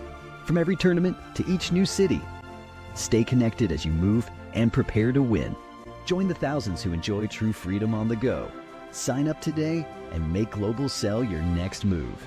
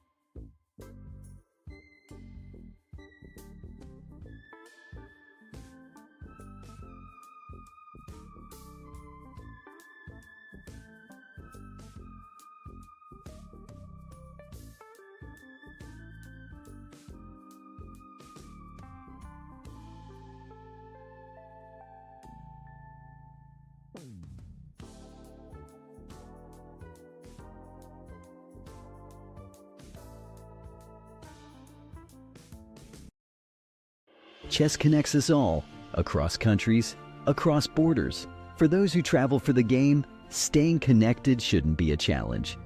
Introducing Global Cell, the official telecom provider of the European Chess Union. Connectivity is just a tap away. Simple, fast, and ready wherever you are, wherever the game takes you. Global Cell's eSIM works seamlessly across Europe and beyond. No SIM swaps, no waiting. Global Cell's eSIM is quick to install and reliable every step of the way. Stay connected with players, friends, and family no matter where you are. Share your checkmates instantly with effortless connectivity. From every tournament to each new city. Stay connected as you move and prepare to win. Join the thousands who enjoy true freedom on the go. Sign up today and make Global Cell your next move.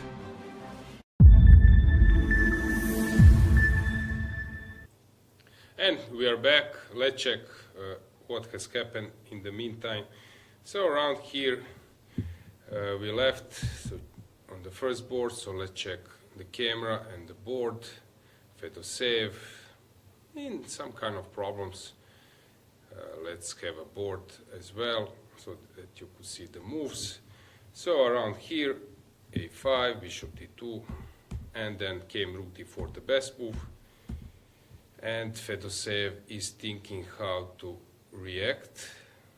Already, I would say it's okay, still is possible to muddy the water, but the point is here if you go king f1, bishop e2, so you need to be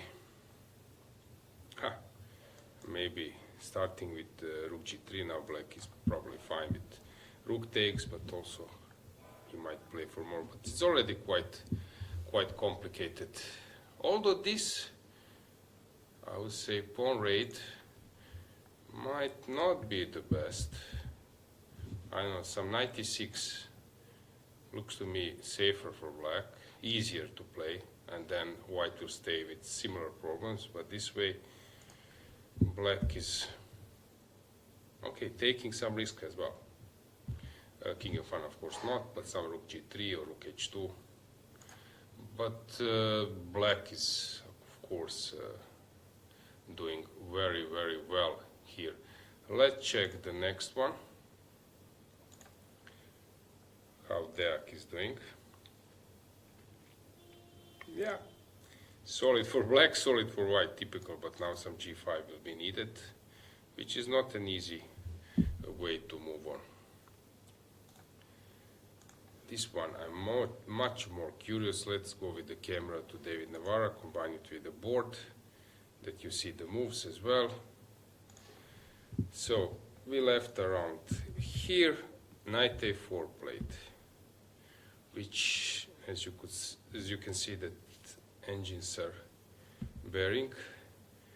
So what is the concept behind? So if takes, king d1, knight b2 is a concept.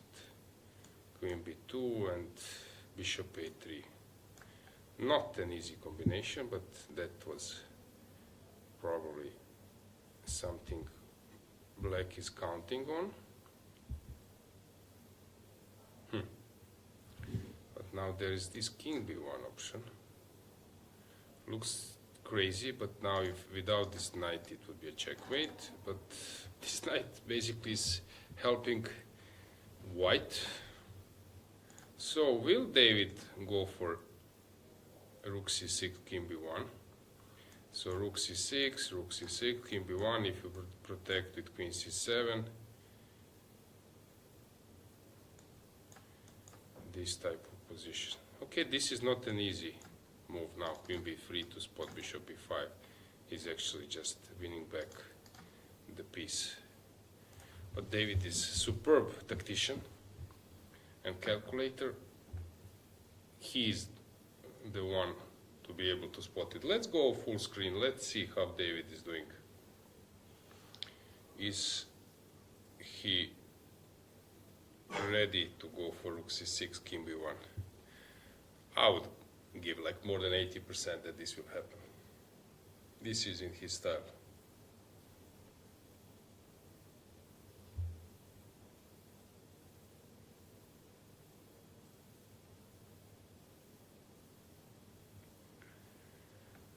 I think Riyad is also a bit worried because maybe he noticed this rook c6, king b1, but it's very hard as well. Only problem is for black that this is the only route to claim the advantage, so David might find this easier because there are no alternatives, no good ones.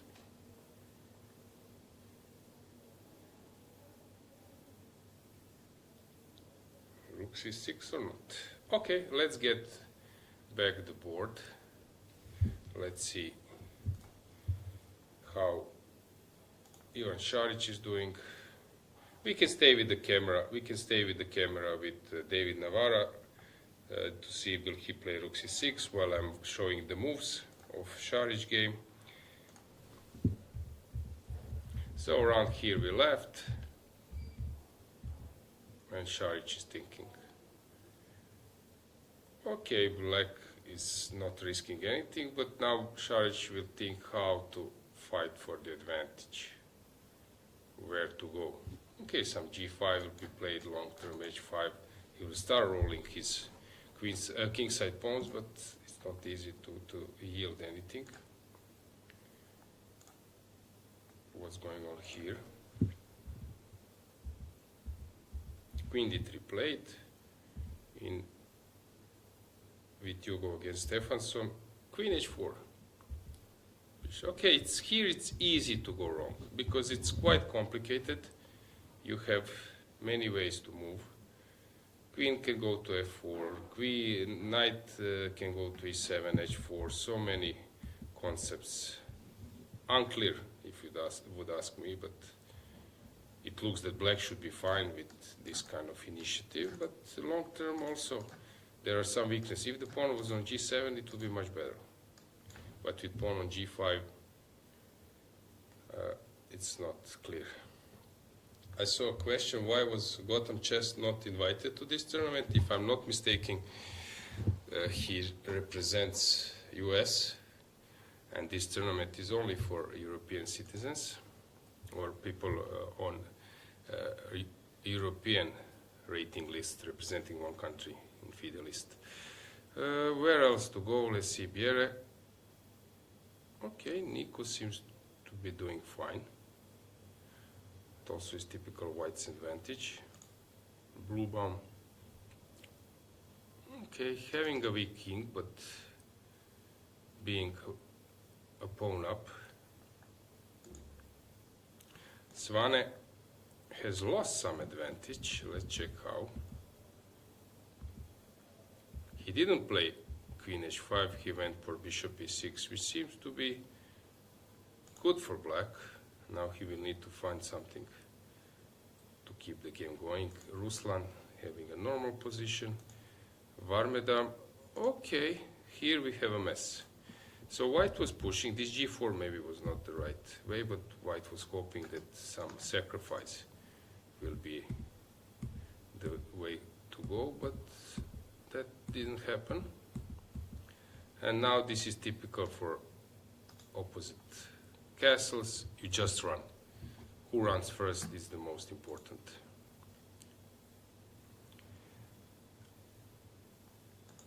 Mamedov, okay, unclear. Here black was, yeah, actually black is fine. I don't believe that Alan can come up with something. Black was always fine here. Rauf, yeah, as I mentioned, there is a mess. Sugiro playing a good game. Hang on, what happened here? We left around here, c5 was played. Knight went to d3. Okay, now black is just winning. So Sanan is doing a good job.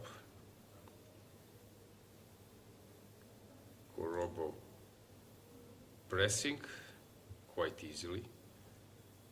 On clock as well. Gurel. Okay, what happened here? Only a pawn up. King f3 for liquidation from black.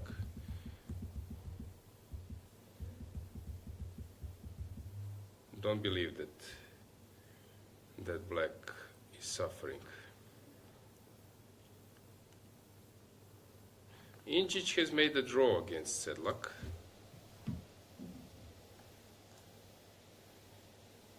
B4, A5, and offering a draw. Injic.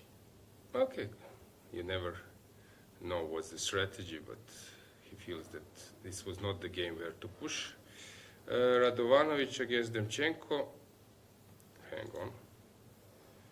So deep 5 played, A3 was a follow-up. Okay, that's really complicated.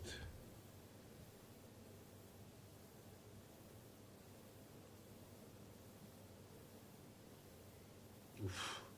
See some crazy stuff. For example, if I move my bishop here, there is this move. Fantastic by Anton. Okay, this game is, it's really crazy. If you come here, same. Maybe take on F2 and then bishop A4 and then D4 is falling. Very cool tactics. So Radovanovic is thinking how to react. Knight C2 is probably the move. And I'm curious what will black do afterwards.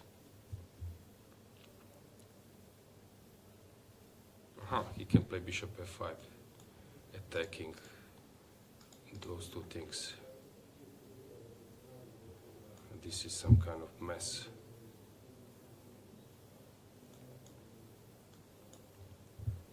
Yeah, I think black is not worse, but white is not worse, but maybe it's easier to play it with white. And I wanted just to check Kolar's. Where is that game? I was telling that it will be tough for Kolar's. Hang on. Yeah, this one. But it seemed like easy win for black. Very impressive for Dmitry. 93. Ouch. That was a really good concept. Now bishop c5. We can stay here for a second, but it seems that black is just winning. Navarra is still thinking. Anything else? Yeah, in chat, not yet. Bishop c5 or e2. Okay, I think Kolar's is thinking about e2. E2 is the most principal way. You play rook e1. I take on f4. You cannot take. If you take, I move my king. Then queen e2 is the move. Okay, got it.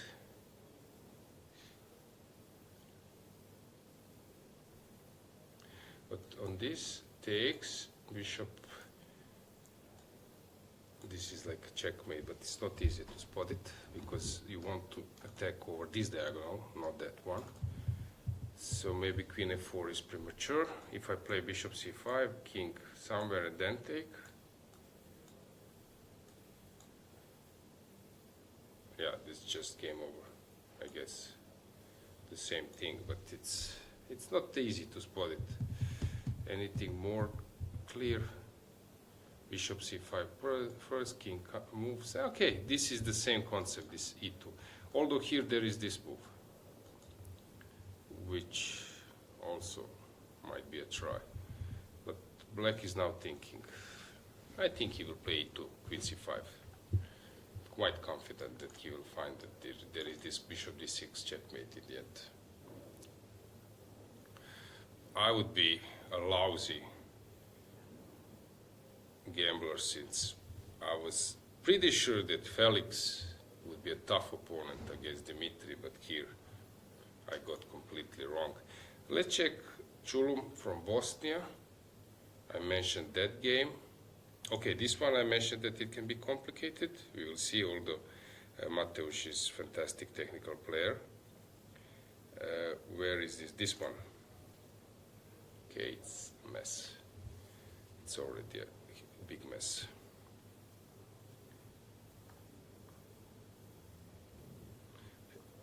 Let's go back to Kolar's to see will he find this way. Yeah, just to remind you guys, 20 spots for Club Cup, World Cup. Prize fund 100,000. Special prizes for ladies and for veterans and juniors. Some players are targeting title, not just the World Cup place, but many of them are targeting World Cup. Ruslan was here, Ponomarian, fantastic player a day ago, and he mentioned that +4 or +5 is something you are trying to collect to be able to qualify. That means that you shouldn't lose and then win like 4 games, which is not an easy task at all. From tomorrow, already 2570, 2590 pairings will be around. Kolarsi thinking, Navarra is thinking.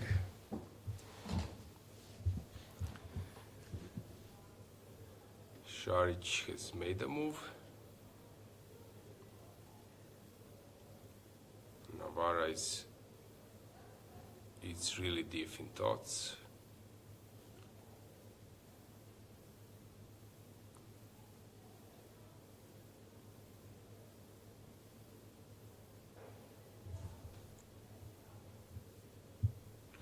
So yesterday Fly was here, now Mosquito, if I'm not mistaken. What's next? So bishop c5 or e2. Let's go full screen. Let's check David. How is he doing with the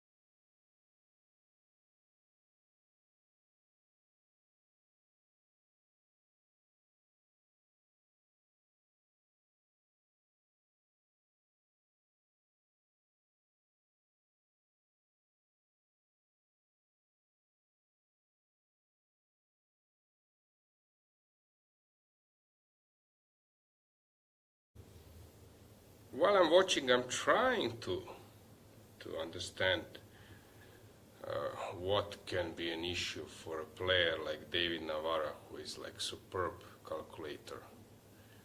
Why is he so worried? Let's get back the board. I will try to give you the insight. So we are in this position, and David is thinking. So rook c6. Okay, let's first check the alternatives. So rook is attacked. Of course, this move you don't want to make. King, knight can take, so you need to play something with your rook. This is an option, but then knight c3 and b5 is attacked. So rook c6 is the move basically you want to make. Then he sees rook c6 check. King d1, he spotted this knight b2, queen b2, bishop a3. I'm sure that this was spotted, and he's thinking maybe what's going on here if I have 3 pieces for the 2 rooks, which is interesting material, although I was mentioning this few times. When you have equal material, similar material in terms of units, 10 against 9, and to a bishop pair, which I would add at least half a point. The point is, if you have 3 pieces which can attack 1 square, then you could add a little bit more, because, for example, 3 pieces, 2 knights and a bishop, and then there is a possibility that you attack some pawn and you will win it. But here, only 2 pieces can attack each square, light square or dark square. So I don't believe that this is anything tangible for white. Black is more than safe here. So he's thinking about this. He spotted that. Now he's more. Okay, this move is. It's not easy. It's counterintuitive. You don't want to come back because your main concept was to run away, and suddenly you need to back. So knight b2 he's calculating, queen c6, king d8, which is also tough, and now you need to spot some stuff like this one. But as I said, David is the guy, let's say here, from like top players. Let me check. I will try to give you insight whom I would like to have with white pieces. For example, Van Forest.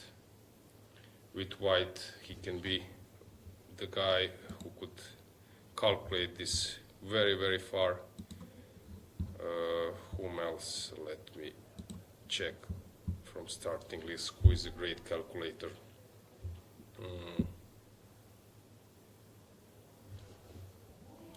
Ivanchuk for sure. If you give this position to Ivanchuk, he could calculate. Unfortunately, I'm surprised David has made a mistake according to engines. Rook a1 was not the move. I'm quite confused. I'm not sure what has happened. For example, Nils Gardelius would be the guy. Korobov as well. They could calculate. Cheparinov, they could calculate really, really far. So they both left their chairs. Rook a1 is a mistake. Why? Knight takes c3. Rook a7. Rook a7. And now bc3 was maybe missed by David. Because, okay, this is not easy to spot that here queen is dropping. But let's try to catch the logic. So what can black basically, where can he go wrong? So take on c3, rook a7, rook a7,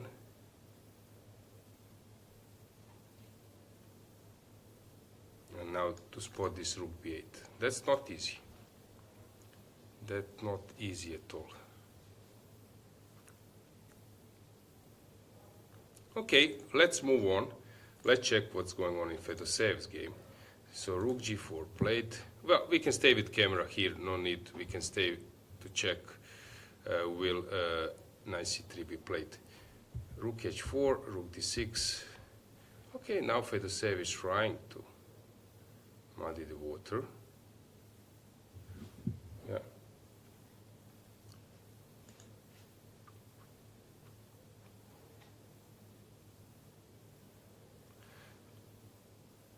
Okay, we can also go with the camera to that board.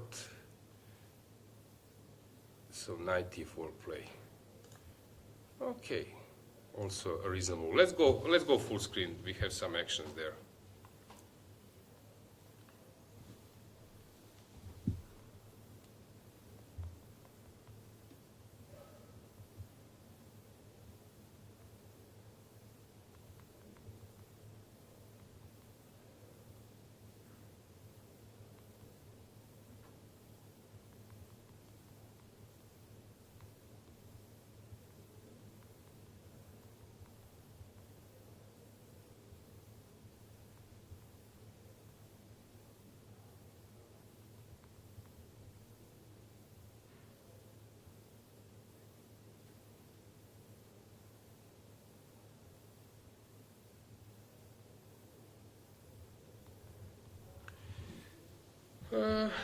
Yeah, it seems to me that some opposite colored bishops will happen.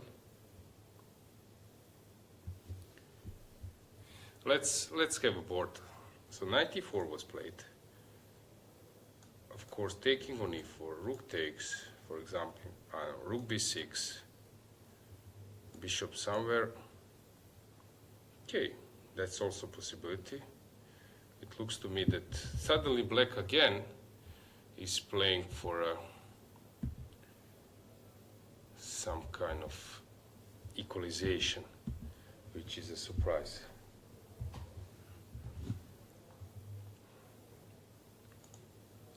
Let's check how Deak is doing next board. Okay, Deak didn't play g5, which is a surprise to me. We can also go with the camera there. Since now, okay, he wants to go h6, but maybe that's a little bit worse version, because here at least your king is hidden behind h-pawn. This way you're opening the king side, but your king is very, very weak.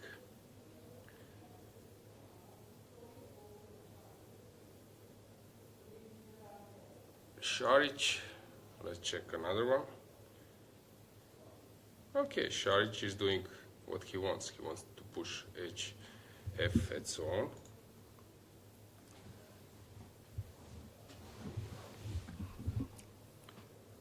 Vitugov against Stefansson. It seems that we can go with the camera to the fifth board. Yeah, it seems that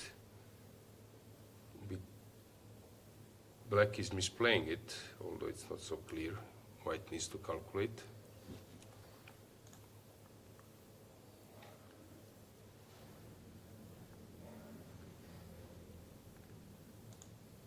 Here, solid.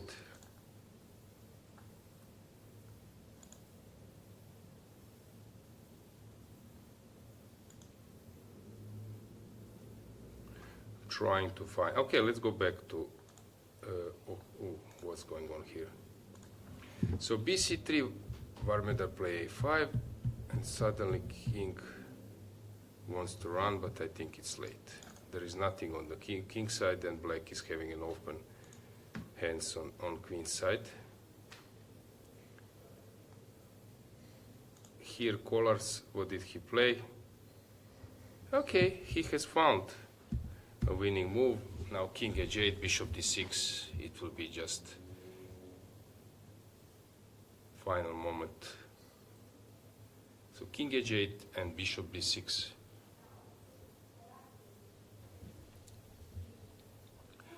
Great win by Dmitry, fantastic win.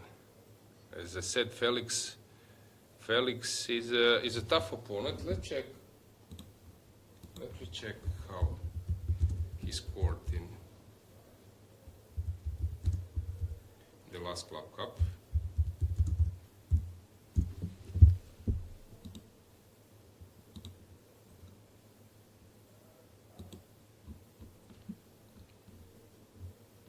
So he played for Dvados. He was playing fourth board, and his performance was 2800. So FIDE rating plus 27 points, scoring 6.5 out of 7. So winning first 2100, then winning 2300, making a draw against David Anton 2600, winning against 2200, winning against 2300, winning against 2600, and winning against 2470. Fantastic achievement. And here he just got swept off the board. Very impressive. Very impressive. Kolarz made king h8, and now bishop. Okay, let me try to check, is there any way. So let's say queen takes, bishop d6, g4, only move to prevent checkmate, and then queen g3. Okay, they are calculating very fast today. Grandmasters calculations are really impressive. Yeah, bishop comes to d6. Felix here, around here, has just misplayed it. Queen b3 was mistake.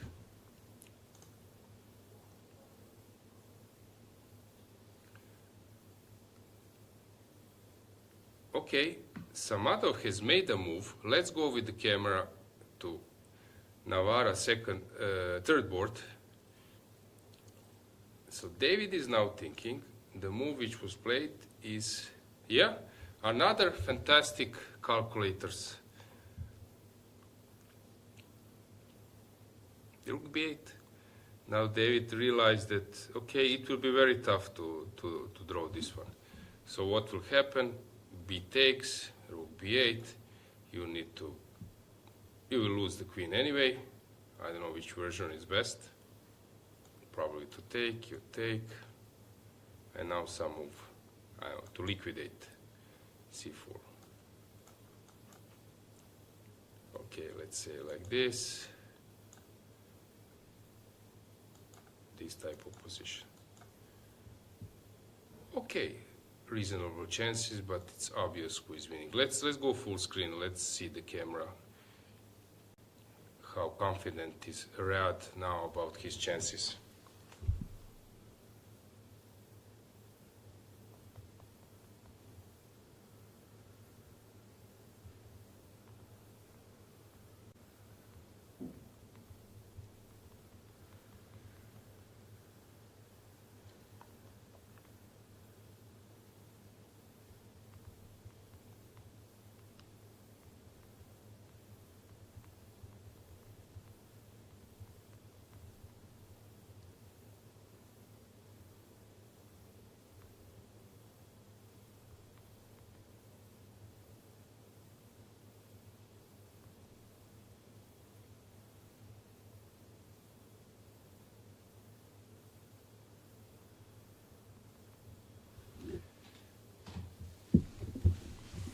Not a great situation for David.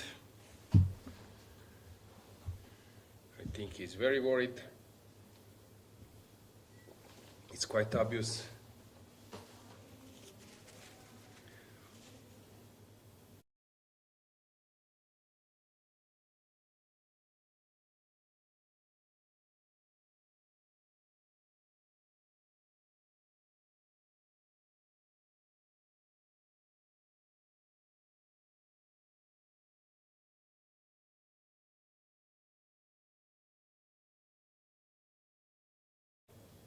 Yeah, it seems that black, okay, he's using chance. Chess on this level is complicated game. It's not like perfect game, so he was worse. David, at his best, would have found that winning, not winning, but securing a big advantage, that line. But now, big chance for black, and David is burning a lot of time now. He's aware what has happened, and I'm not sure that David now is the one perfect swindler to hold this game. So from the starting list, to pick up a player to be able to hold that position, let me try to think. Okay, Deak could be a choice, playing an exchange down and trying to defend that type of position for a long. Sargsyan, for sure.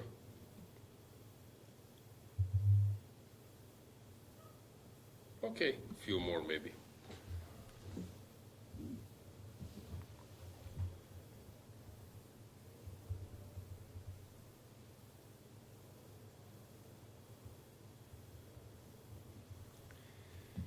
Okay, let's check other boards. What has happened in FIDE? Rook b6 played.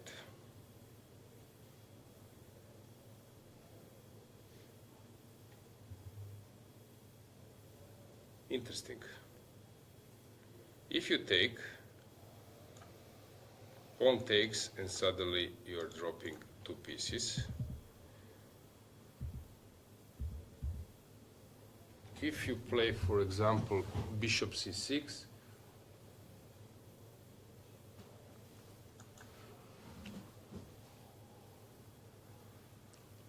that's a possibility as well. I would love to see the camera here as well, full screen, just to see who is feeling more confident.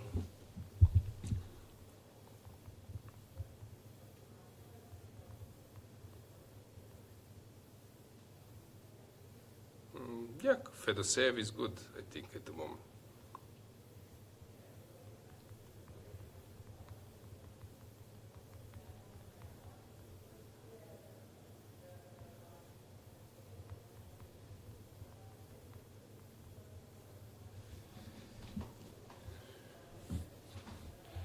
Yeah, Fedoseev seemed to be quite happy how he has found this rook b6. Let's move on, let's get back to board. How Deak is doing, has something changed. Bishop c7, played, okay, basically not much is happening. Why this bishop at c7 was a move to jump to b6, maybe, let's say. Is this some kind of concept? Don't believe. So I'm not sure why this bishop c7 was so important. Trying to recall. Trying to catch, to grasp the logics. So let's say if I start playing normally, so b5 is coming.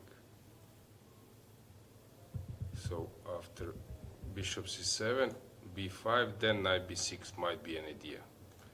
Not clear, but at least it looks to me that this is the case. Here white is still thinking. Šarić, okay, Šarić is pressing. Around here we left.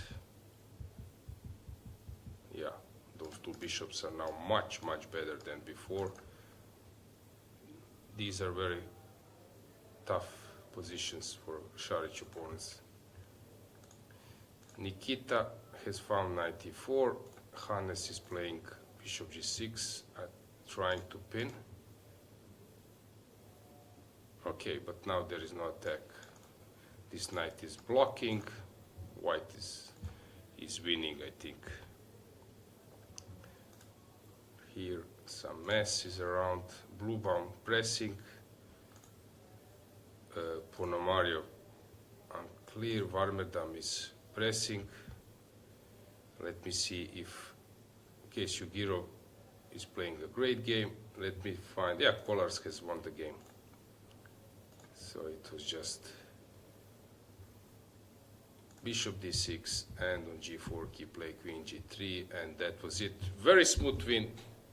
Kudos to Dimitri to be able to win against this type of opening. Yeah, really big effort. Congratulations.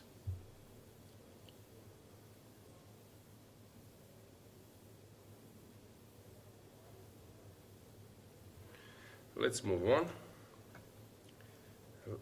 Let's go from bottom.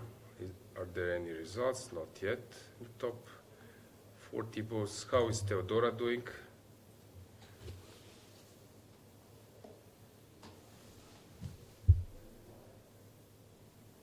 Just a sec, I have one info with my team.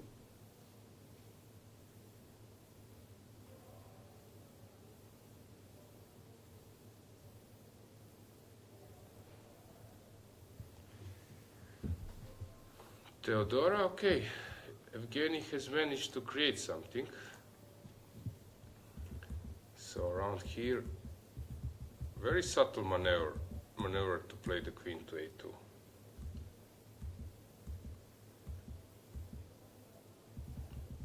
g6 and e5 coming. Usually f4 is the way how to defend against.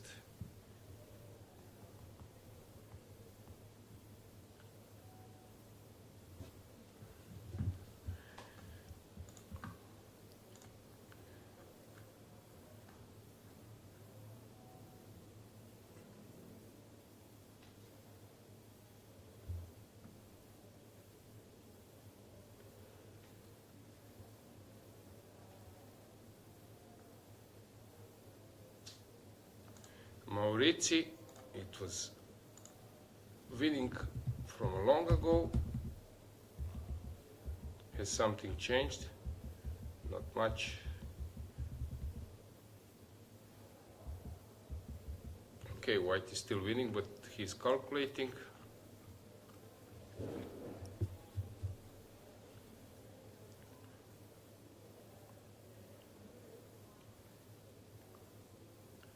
Chulum,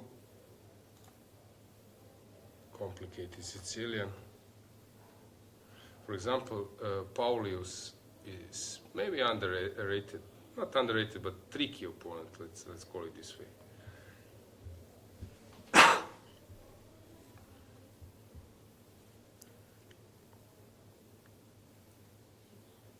Radovanovic, what has happened? So around here we left. Rook f3, knight g4, fantastic tactics. Bishop f4, interesting defense. What a mess. So, what is the final verdict? You take on a8, bishop takes, king somewhere, bishop takes. Being exchanged down, but pawn and dark square bishop dominating this type of position. Typical. And suddenly it's a draw. We will see, will white be able to find this? It's not easy. It's easier to find, of course, when you know that there is a draw around.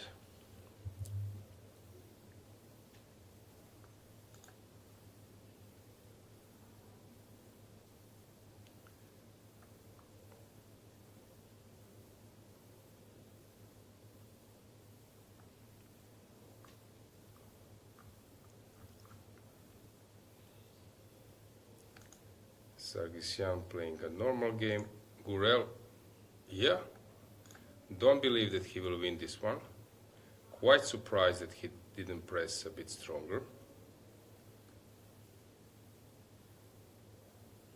Bartel against Sarachi, I was saying that this might be tricky, but Bartel is a fantastic technical player, so I'm not surprised that he's pushing. Ivan has managed to create something, although it's equally material and opposite colored bishops. Maxim normal position. Let's check.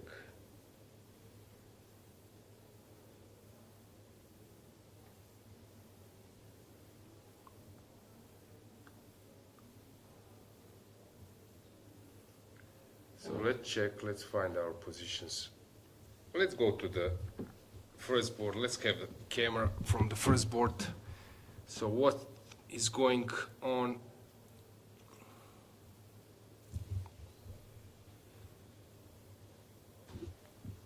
Evgenius is playing quite well, really.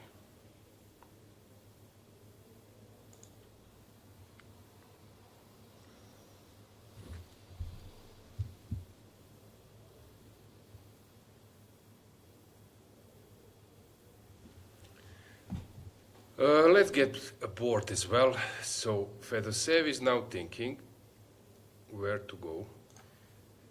Options are probably, the main option is to take on e4. I don't see anything else. Okay, it's possible to move on, but of course you're risking to be checkmated, and this doesn't feel great, but maybe it's a way to go. And if he takes here, bishop takes, rook f6, some rook somewhere. Okay, there are a lot of ways now, maybe even h5, h4, and so on. This is quite complicated.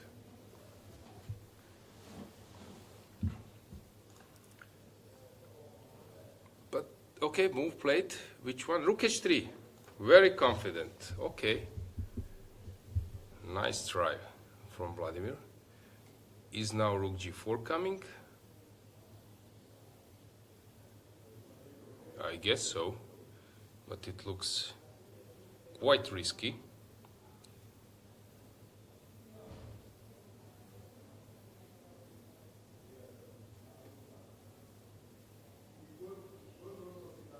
So rook g4 I expect. Also rook h3 is a reasonable option, but you don't want to exchange a bad rook of opponent. So rook g4 is a move I think will be played. I expect that one to happen.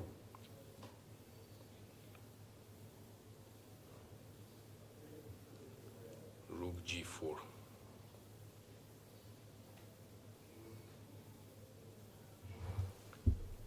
Okay, we can stay with the camera.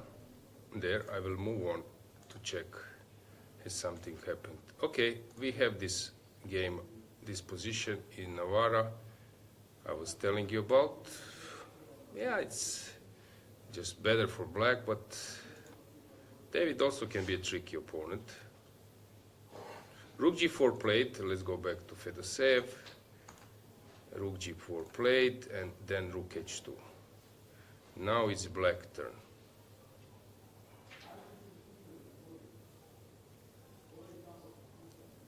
Rook c2, bishop a4, knight g5, many options. Okay, now white will burn some time. Black will burn some time. Šarić, okay, what's happening here? Why did Ivan take? Okay, he has his reason, but it doesn't feel right, because this one was a weakness. Strange decision by Ivan. Very strange.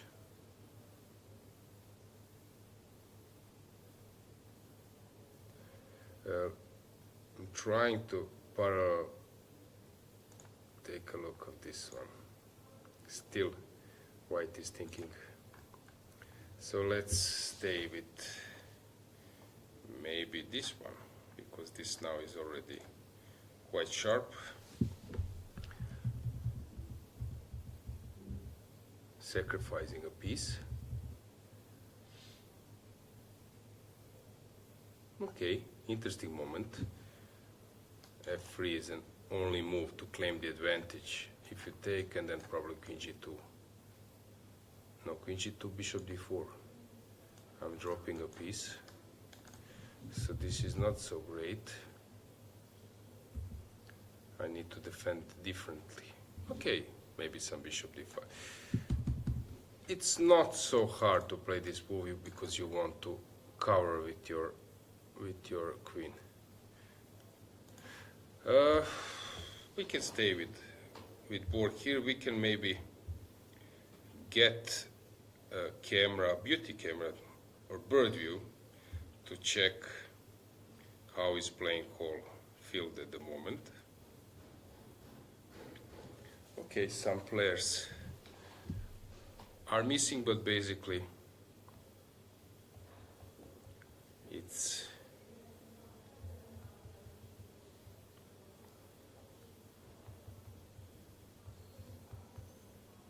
still the game is in progress.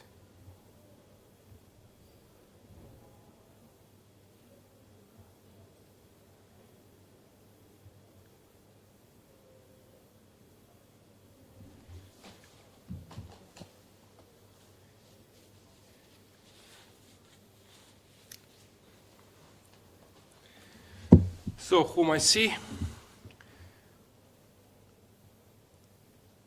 Sarachi has just stood up. He's playing against Bartel. First table, all right.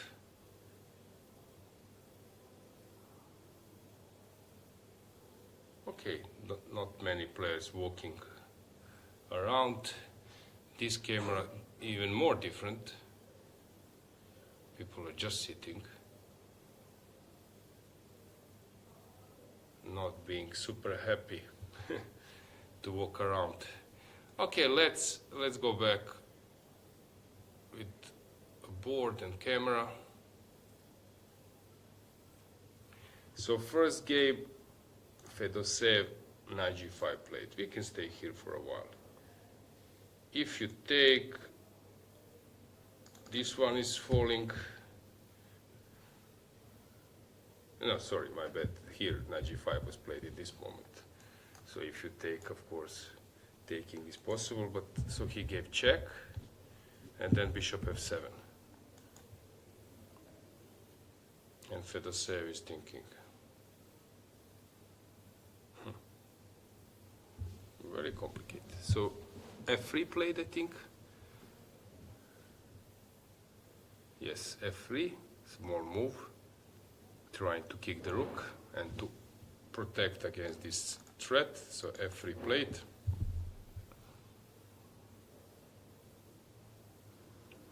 Now rook somewhere, a4, I guess, only move.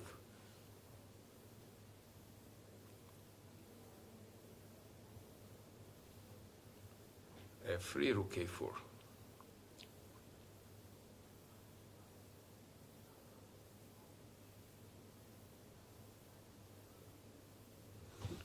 So f3, rook a4, rook g3 also possible, but rook a4 is of course more normal.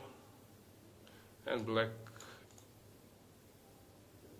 needs to fight against this threat. Okay, maybe it's not a threat. But this is complicated, it's not so easy. I know, bishop c6, you go back.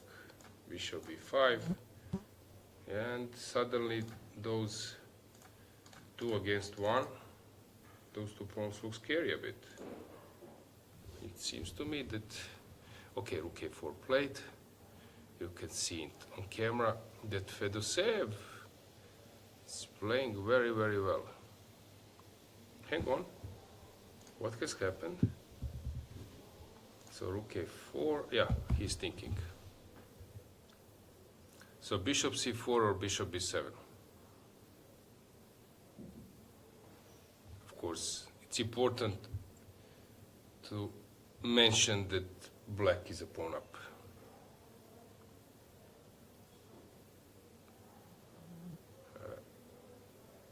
I'm also taking eye on Vityugov's game. It seems to me that he's just quite confident there. Let me check what has happened. Yeah, he's just winning a piece up. Let's have a camera there on board number 5, since some resignation is around. This looks like dead loss position. We can go full screen to see them. Yeah, as I mentioned, if Hannes was white, then of course it would be a different story.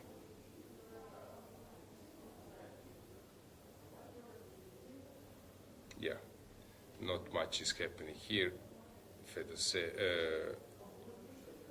Vityugov is just winning.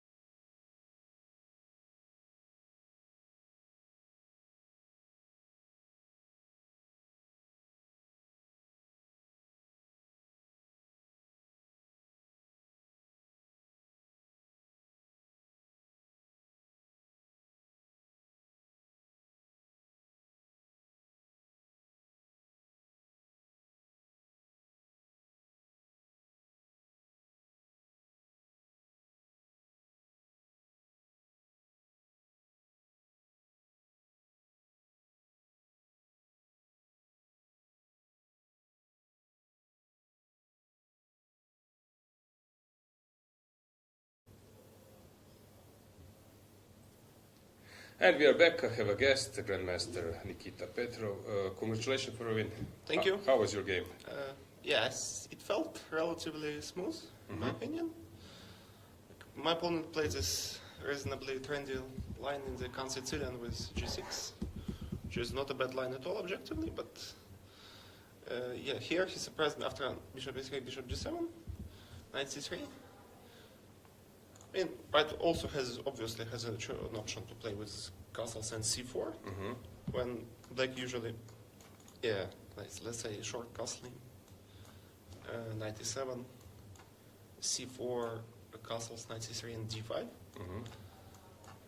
So basically this line is an attempt for black to equalize immediately and like, exchange everything and make it a draw, but it's not a bad line, and yeah, if white wants to get something, he has to be very precise here. That's why instead of c4 I preferred to play with knight c3, which was my preparation for the game. And here, yeah, here Vugar surprised me a lot with queen c7. The only move I knew was knight to e7 here, after which, yeah, knight g8 to e7. Instead of queen c7, where my intention was to go queen d2, d5 at f4.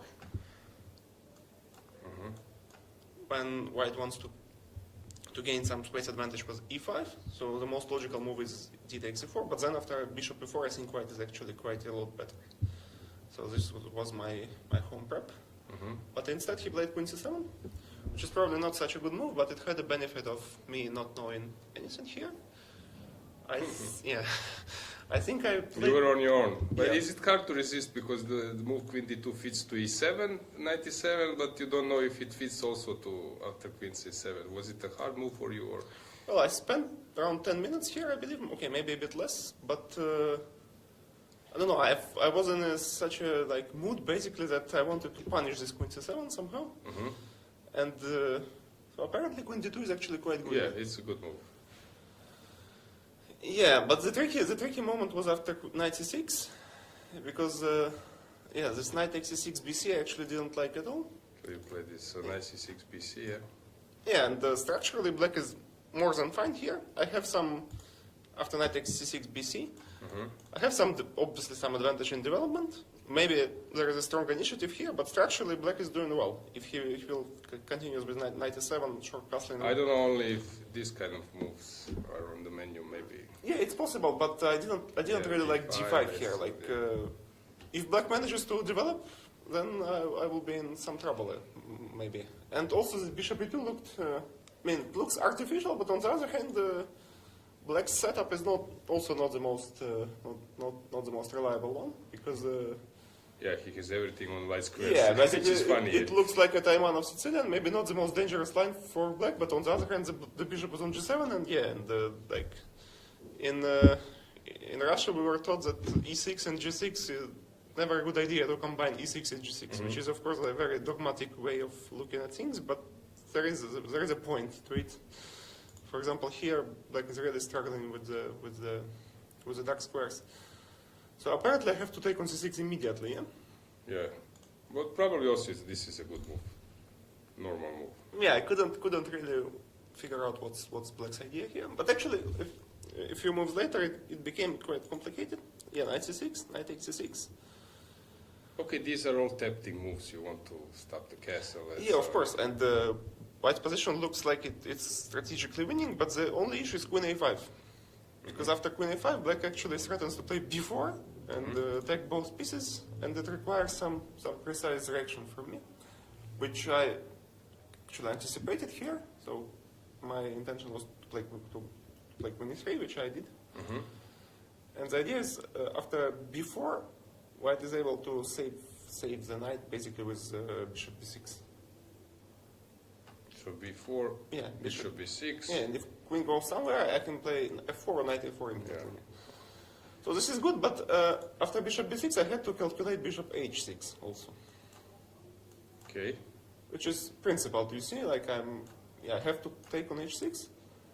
And yeah, I want to play queen g7 and knight g5, yeah. And I was hoping that this is enough, and probably it is, because black is really underdeveloped here. So after queen e3, he went rook b8? Yeah, he stopped bishop b6, but the problem now is that after king b1, it's really difficult for black to find a move here. Because you want to go to play b4, but then it's again met with knight d5, which is extremely dangerous for black. Yes, so he went with bishop c3, but it's all sort of... Yeah, this felt like desperation already. So you took and then c4. But basically here you felt probably, yeah, that's sort of over, right? Yeah, because, okay, the only thing I need to achieve here is to open any file on the king side, and it will be, it will result in some mate. Because this bishop domination, c5, yes. yeah, it really cuts the position in half. And it happened. You opened. Yeah, and this rook f6 was a nice touch. Okay, it's a very, very trivial and basic tactic, but still rook f1, and Yeah, king will get checkmated in any way. Very smooth win. Although, of course, you invested some energy. It's not easy. It looks maybe more smooth when you're checking it with NG, but during the game you have some doubts, right? yeah, of course. For example, after this queen a5, if white doesn't have this queen e3 resource, actually white doesn't have any advantage whatsoever, because before is quite a big threat here. Regarding, Azerbaijani player, Azeris, they might sometimes be underrated. Do you, I don't know, when you're choosing which line to play, do you take this into consideration that maybe you should play some game, avoid some at the sharp because they are very tactical as a players? Do you have any I don't know, psychological way of approach? Yeah, yes, of course. It's not just psychology. Like sometimes it is objectively a better idea. For example, against some young and promising tactical talents to avoid tactical lines. But okay, I've had some experience of playing against Vugar in the past, and he's not that young anymore. So I thought that I shouldn't really avoid the sharp stuff if it gives some advantage. You are representing Montenegro. Do you feel this is some kind of honor, pressure, or you are more focused on your own tournament? You don't think about that this event is taking place? Well, it depends on the circumstances, basically, because of course over the board, when I'm playing my game, I try to focus on chess, on making... I don't know, do you get some inquiries, some comments, maybe some news journalists, because you are strongest player in, Kadric is also around. Yeah, of course. Well, first of all, I already have a lot of friends here, and it would be nice not to disappoint them and to bring a good result for Montenegro, especially because we host this tournament. And yeah, I guess goal is to play well, but also to qualify +4, +5 if it happens. Yeah, everyone has this goal here, basically, except for maybe the top players who want to fight for the title. Everyone else, the only sporting goal is to qualify for World Cup. During the game, do you follow other games? Walk around a bit? It depends on my position, on the time situation, etc. But yeah, generally speaking, Any game which I don't know got your attention? Yeah, I felt there were a lot of interesting games today. For example, I was very curious about the game of Nikita Vityugov.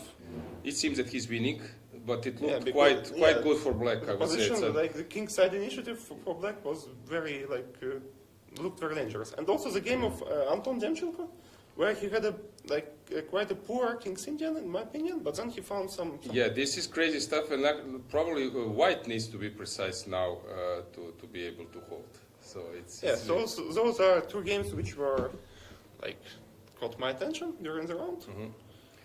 You will now play maybe against some high-rated player. Probably. I mean, it depends on the results today. I think it will be very close. Either I'm going to be playing on really top boards, or still in round 3 it's also possible that I will be a rated favorite. Okay.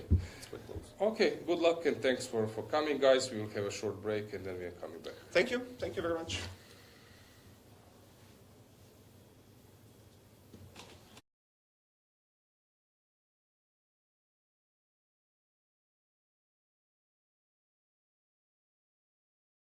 Chess connects us all, across countries, across borders. For those who travel for the game, staying connected shouldn't be a challenge. Introducing Global Cell, the official telecom provider of the European Chess Union. Connectivity is just a tap away. Simple, fast, and ready wherever you are, wherever the game takes you. Global Cell's eSIM works seamlessly across Europe and beyond. No SIM swaps, no waiting. Global Cell's eSIM is quick to install and reliable every step of the way. Stay connected with players, friends, and family no matter where you are. Share your checkmates instantly with effortless connectivity. From every tournament to each new city. Stay connected as you move and prepare to win. Join the thousands who enjoy true freedom on the go. Sign up today and make Global Cell your next move.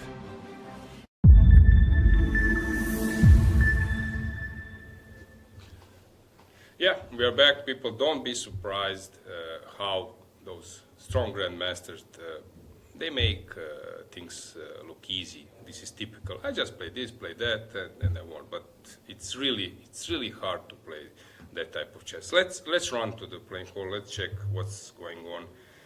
Let's see the situation, what has happened on the first boards. Let's get moves. So we left around here. So bishop f7, bit strange decision that Vladimir decided not to keep the bishops. Bishop pair, so he took on f7. Now black is doing fine. On the second board, Deak is drawing everything.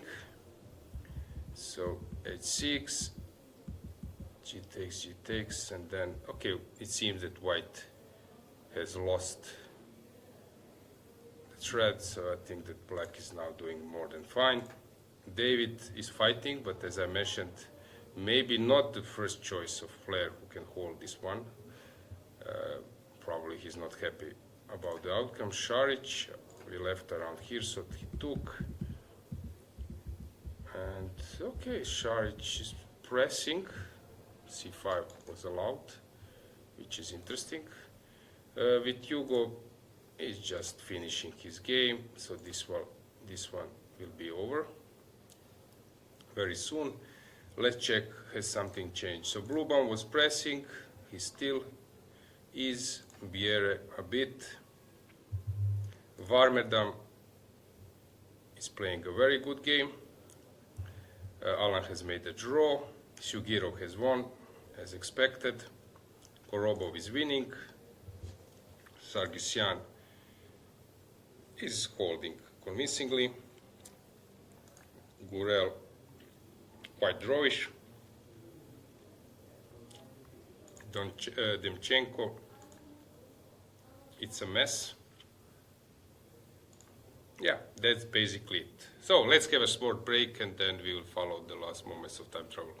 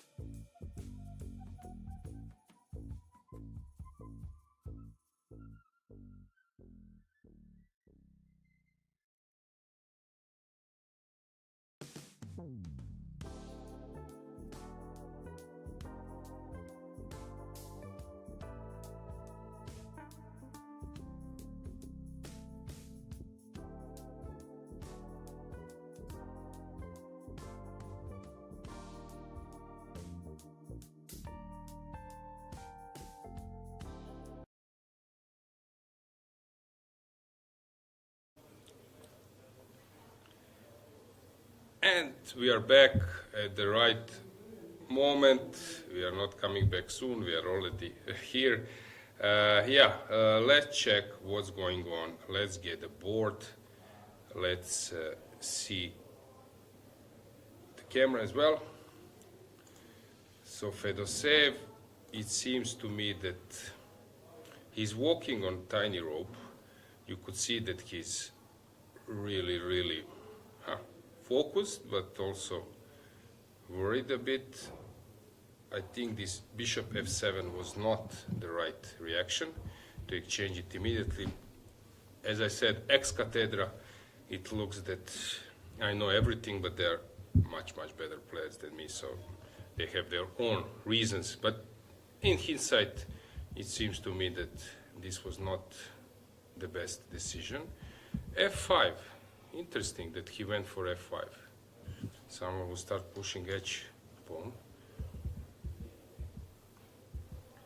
Rook h2. Very complicated position. Really, it's beyond my understanding how to play this one. Usually, it's known that a rook and a bishop, that they tend to cooperate very well. So in endgame, this duo is quite a good one in an endgame, also known as queen and the knight, but that's more connected with creating mating or attacking chances, while here with rook and a bishop, and especially if you have a passer. If you have a passer, those three pieces are really ones which can be deadly in an endgame. So rook h2 played. It's really hard to grasp the logic here. So let's just briefly check what's going on here. We went left around here. It seems to me that black is now doing fine, but queen s6 is not a checkmate. That's the problem for Deak. That's why we can go with the camera to the second board as well, just to see if Deak is worried, because f4 is coming. And suddenly you're not delivering a checkmate. So that's an issue for black. Okay, probably bishop d6 is needed to be able to untangle those pieces. But the f5 is hanging, so I think Deak now needs to find the right way, and there are not many. Queen h6 springs to mind, bishop exchange, but it's not easy since f5 is falling. Quite a tense moment. So let's stay with camera there and move on with pieces. David Navarra is heading towards this position. So what happened here? So let's say knight b4. It reminds me of my game, last game, when I was having the same material, rook and a bishop against knight and a bishop.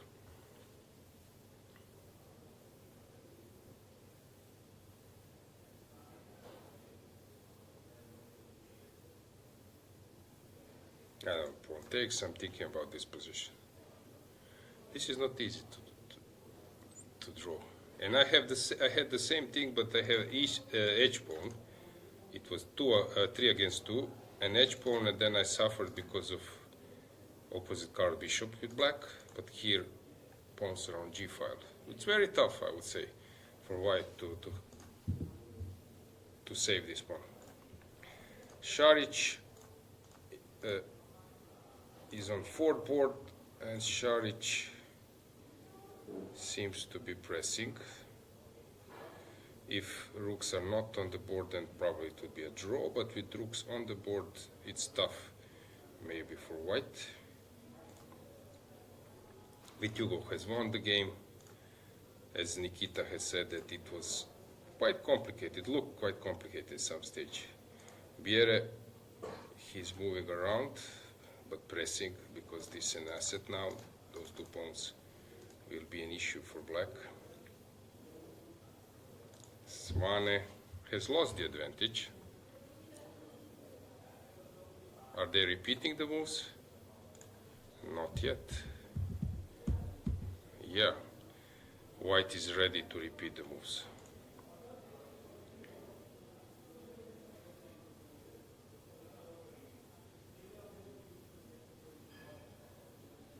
Trying to check some other games we were following. Radovanovic against Demchenko.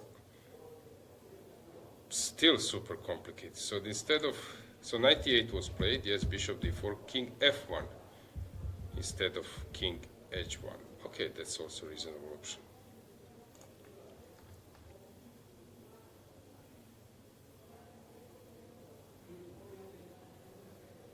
Shulum, yeah, not an easy opponent for Paulius. Teodora Ignac, we were following that one. She got outplayed completely. She's losing against Romanov, and we were following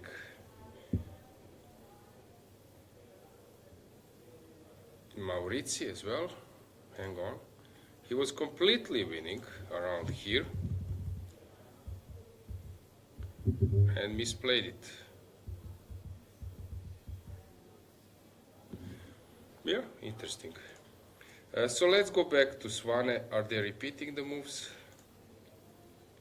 So once, okay, only once. Okay, black has enough time to check. So I see in chat that Philip Bo Olsen has made the draw against Alan Pizzo.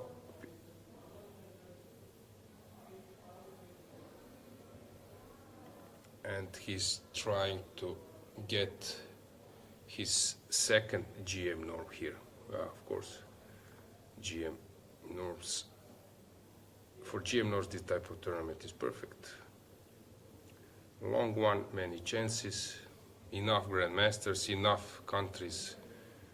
So it's quite convenient to secure it if you're playing well. So where to go, which game to follow, I need to make a decision. Let's stick to the first board. So f4 played.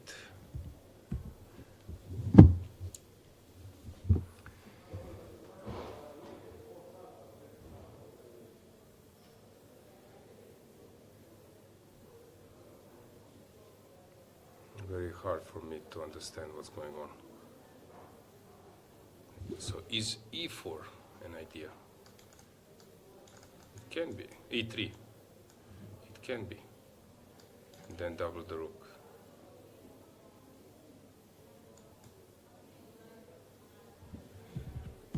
But of course, why to give a pawn?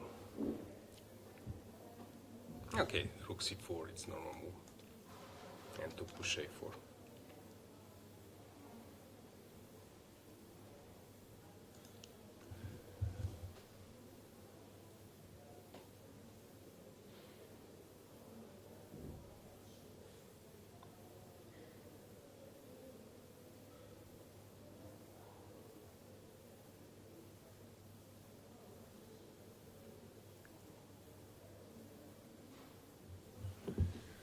Rook a to c4 is normal move.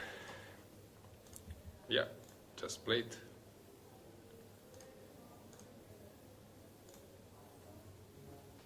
And a4 next move. Okay, still black is a pawn up.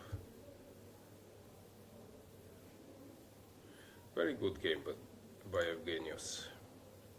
I'm trying to think, would I be able to play this type of game? Probably would, but it's not easy, so I'm praising the way how he's doing against 2700. Okay, let's stick here for a while. So f4 will be played, I guess.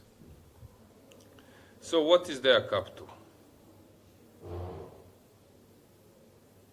Okay, first he calculated that this just, okay, maybe not. I was thinking, but this one is protected. I don't have anything if I play this way. Queen h3 is coming. So here, okay, I can jump somewhere with the knight. So maybe first to jump. And when queen returns, then check. And then knight g4 or bishop g4, whatever. Yeah, don't believe that taking on f5 will happen. f4 will be played, pretty sure.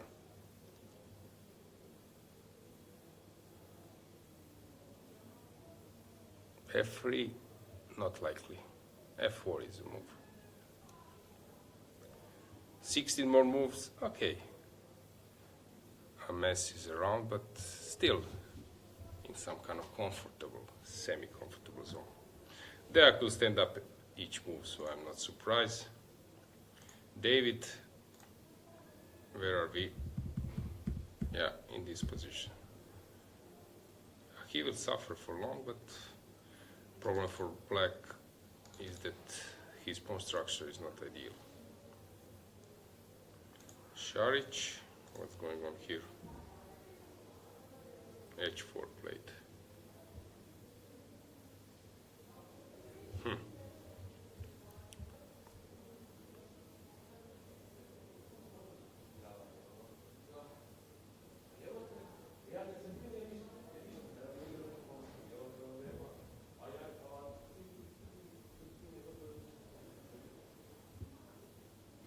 So the point is, if you take, you're dropping, of course, the piece. So after h4, if you take, then I take on c5. So Šarić will spot this for sure. So he will either push, like this type of position, but I think g4, and then, of course, if you take, then you're losing again. So you must take, and then d3.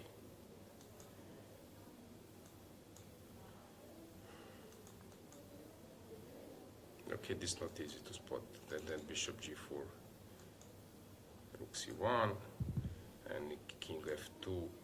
Okay, bishop f2, let's say rook c1. Bishop a3, bishop g4, and I'm covering this square. It's not easy to spot this. Quite curious will Šarić play g4.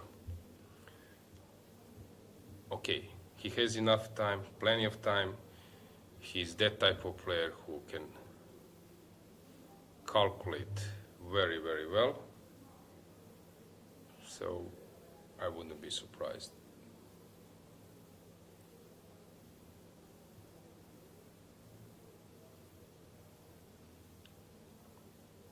King f7 played super quickly by Šarić. Interesting. What happens if you take? Okay, this is usually a sign of good shape or not a good shape. So king f7 is move you make instantly and easy, but g4 was more precise, although hard to spot it.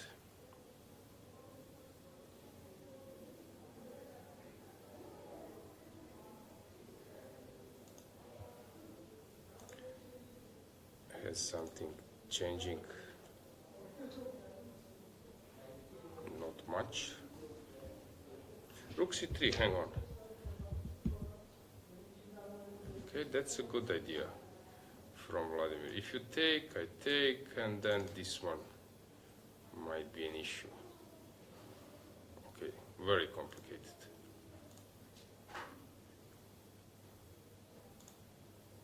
Here, f3 played.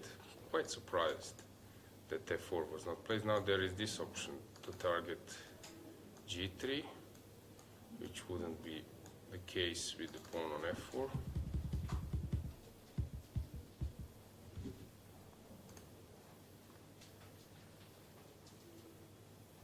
Okay, there blitz it.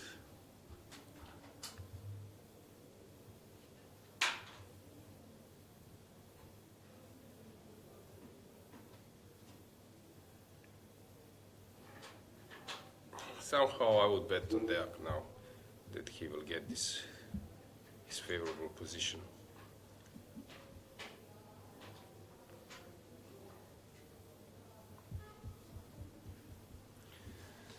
We can stick here for a while. King f2 played. So do you want to go f4 or knight f6?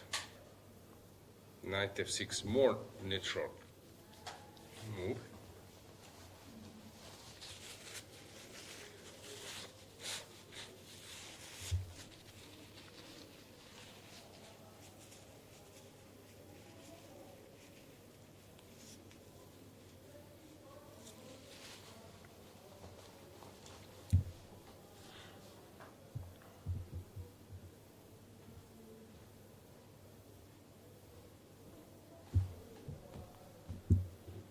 F4 or not.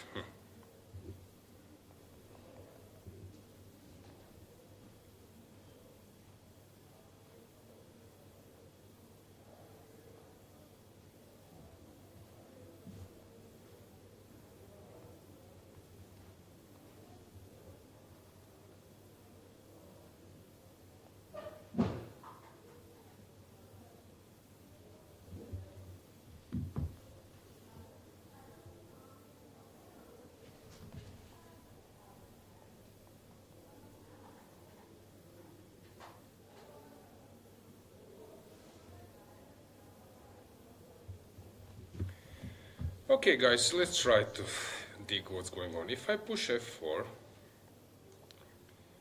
okay, one idea is to take and play g4. But then queen f6 targets d4, comes to h4.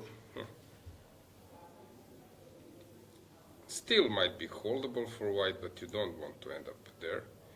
So after f4, maybe taking with g, and then jumping in.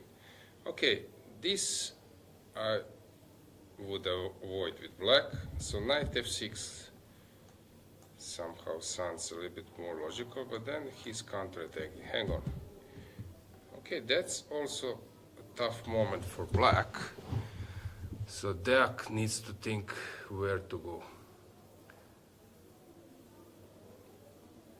Okay, let's have a camera, second board camera there. So Deac, his opponent is shaking, but Deac now needs to really to decide where to go. f4 or knight f6. 2 minutes on the clock. Deac will burn a lot of time. This is typical for him. At some stage, so he made this f4, which I think it's a very good decision.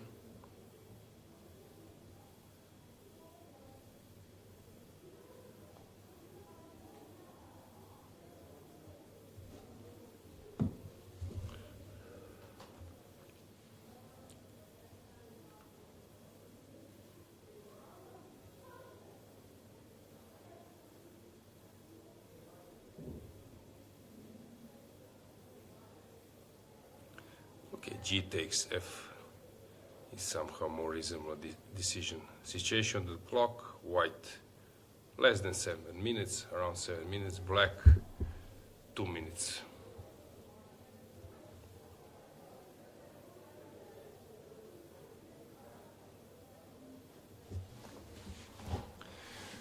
This is tense situation. Really, really tense situation, because let's say before this, till this moment, it was more who knows some theory, who has some capacity of building the position, but now some other skills are around. This is like a jungle. Now it's like partisan war. So depends, are you able to find some tactics, maybe some tricks, even bluffing, and being long time. So now some other skills are around. So till this moment, okay, we can say that some chess understanding, composure, logics, openings, and so on and so on. But now it's some kind of ambush war. And some players like to be in that role, and some are suffering. For example, Grishchuk for sure likes to be in that role. Parham and some others. But maybe some classical players wouldn't be so happy. Is there a right choice maybe for this type of game?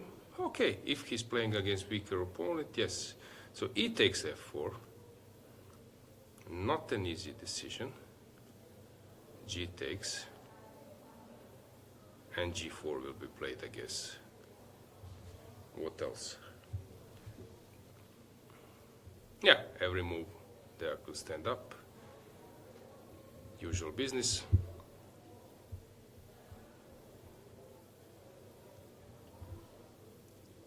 g4. What else? If you take on f4, its pawn will be pushed to g4. Deac will immediately play queen f6. That would be my prediction, but of course I might be completely wrong.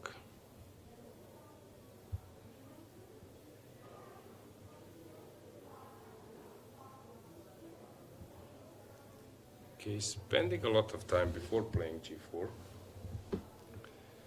but then making it, and now queen f6.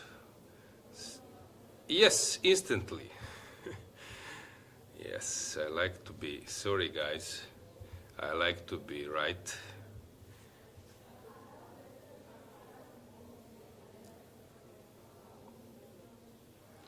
Rook e1 played instantly.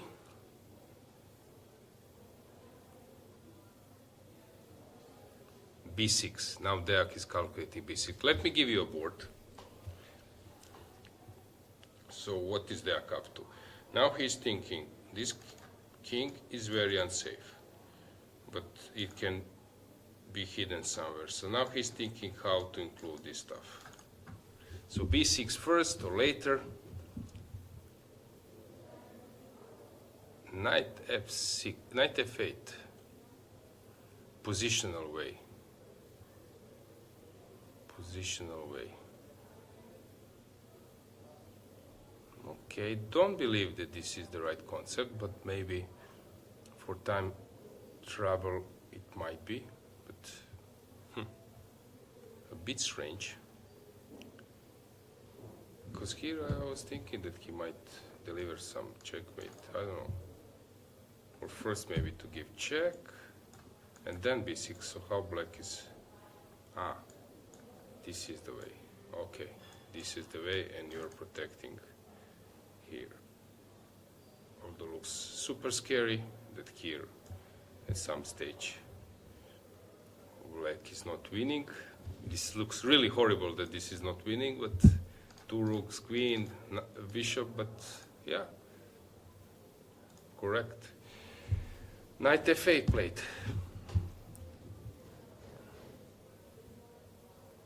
Rook h1 or rook e8. Rook, no, knight b6, also a reasonable move.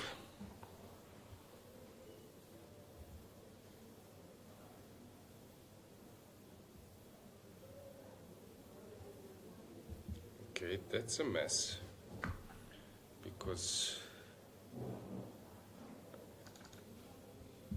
rook comes to e8.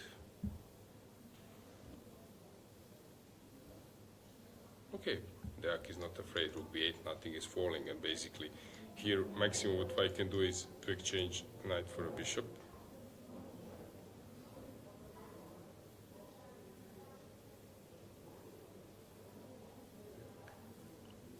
White is waiting with his pen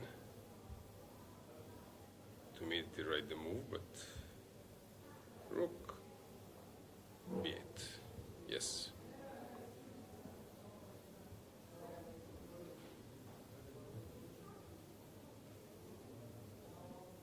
So rook e8 or rook h1, probably rook e8.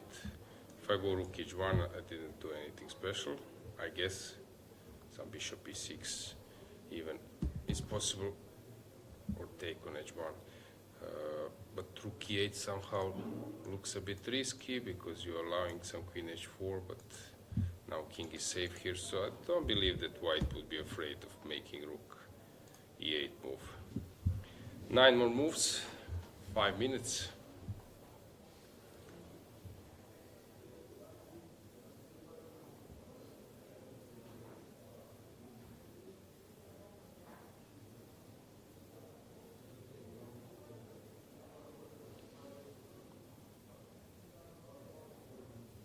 Trying to think what else instead of some rook e5, you're just coming to g6 attack, so don't see anything super smart instead of rook e8.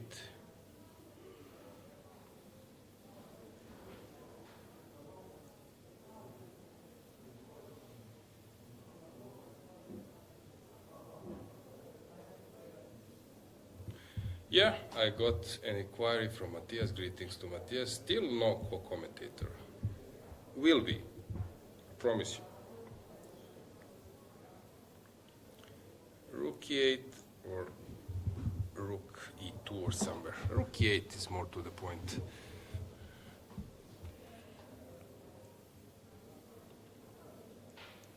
Let me see if he's afraid of something.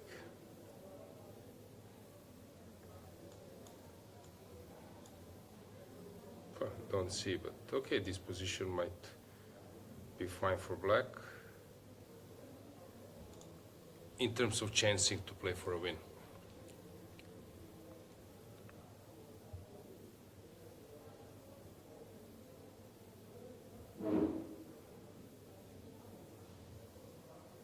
Clock is ticking. Now they're even, they're level on time.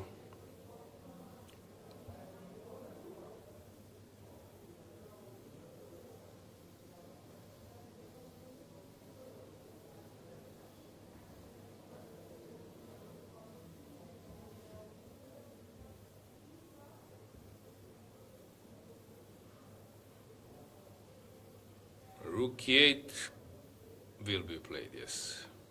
Or maybe rook e2, but don't believe it's a move. There came back. Less than 2 minutes on the clock.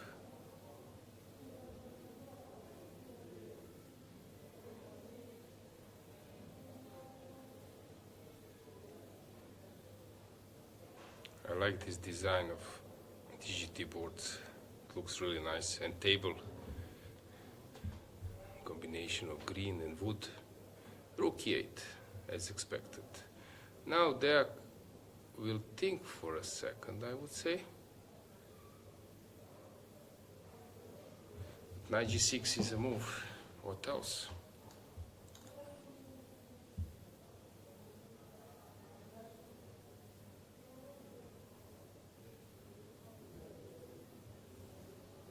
Eight more moves. 9 for Deck. Knight g6. Okay. So two options, either to double the rooks or to exchange them immediately.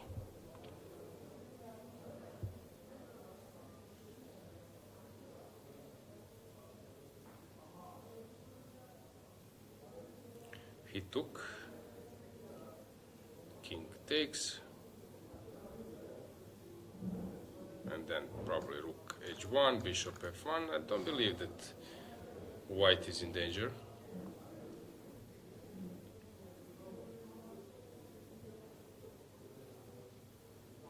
Okay, other option is to take with the knight. That possibility is maybe wise.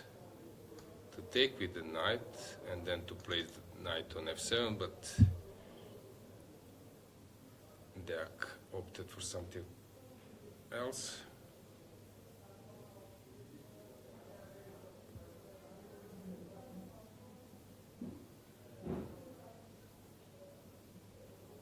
Rook h1 is the move you want to make, and bishop f1. That would be my choice. Where is this bishop heading for? I'm not sure.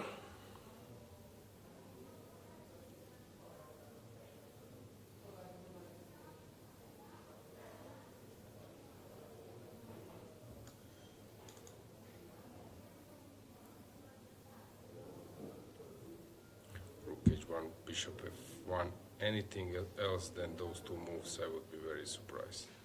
You want to place your knight on the open file, and you want to activate your bishop.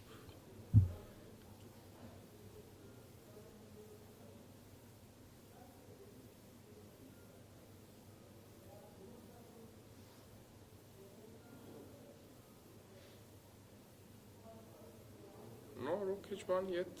Strange. 1 minute on the clock. We can have full screen because I think this board you can even see very well.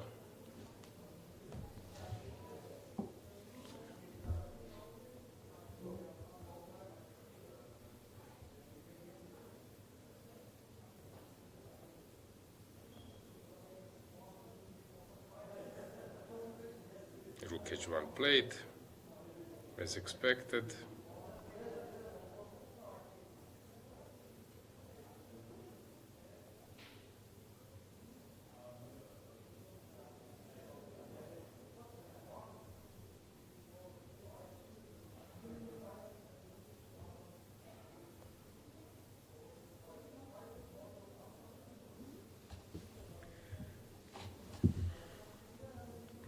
Bishop f1, I don't see anything else, but I'm quite surprised that white has burned more than 2 minutes for those two moves.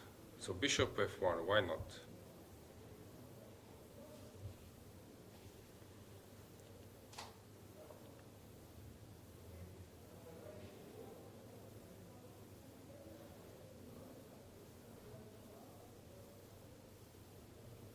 Okay, now 10 seconds. Taking on c8. Move played on, okay, last 6 seconds. Why he took? And then we have this queen and the knight, which I mentioned as a very good duo. Rook h5. Now I think white will suffer. Rook h8 will be played to exchange that rook, and long-term queen and knight, it's a huge asset. Very surprised that white went for it. So rook h8. Okay, there might have something else in mind, maybe rook e8, but rook h8 is something you want to do to exchange. Okay, some of the players have noticed, and viewers, that Deak is coughing. That's something, an issue. And it's actually not easy to say what to do with that, because according to the rules, you're not allowed to disturb other players, but also, of course, he's not doing this intentionally. It's some kind of pressure, and I don't know basically what rules are saying. You might be forced to play somewhere else, but okay, hopefully that issue won't happen more. Rook h8, anything else that would be a huge surprise to me. Okay, he might think of keeping the rooks, but long term we want to play on this duo. I told you that queen and the knight, it's some tandem, yeah, tango and cash, or I don't know which two policemen or some other detectives who are cooperating well. Of course, queen is stronger. Let's say that knight is very good assistant. So that is Deak is thinking. His thinking is maybe a moment that he stays with his rook, but he got rid of this bishop on c8, which was it was a huge headache for him, since bishop of c8 couldn't go anywhere. Only it could be sacrificed on g4. So he's probably relieved that suddenly this bishop is gone. But he's burning a lot of time. Okay, he will play a move 22nd. You can remember that during European teams, Ivan Sokolov, captain of Romania, he was very upset when he would were making moves on last seconds, but I think he got rid of that habit after losing a game against Brkic, and Romania has lost against Croatia because of that. So rook h8, it could have been played quicker, But yeah, white now probably needs to exchange.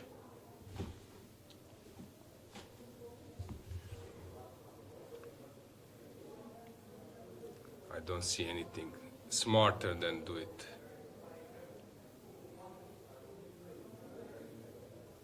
Yes, rook takes, king takes once again, or this time maybe knight takes, which can be an option. Now maybe this is a smarter way, because knight from g6 basically cannot jump to some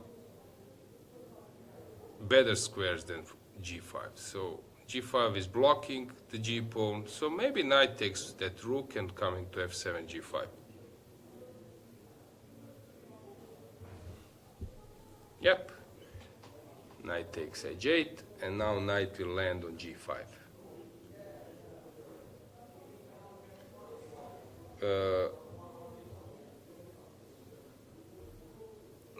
Black is quite now safe, while he can think about, okay, g5 played.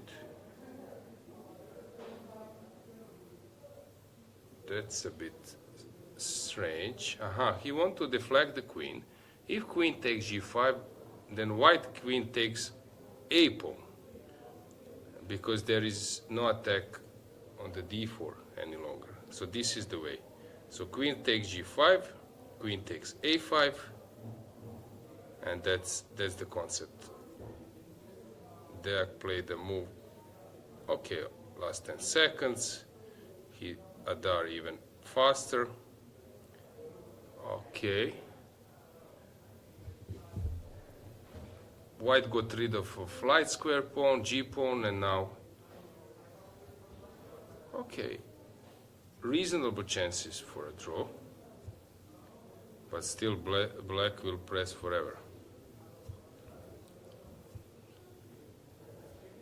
I see in chat that Timan is giving me compliment. Thanks, Tim. Tim is commentating. Thanks for that.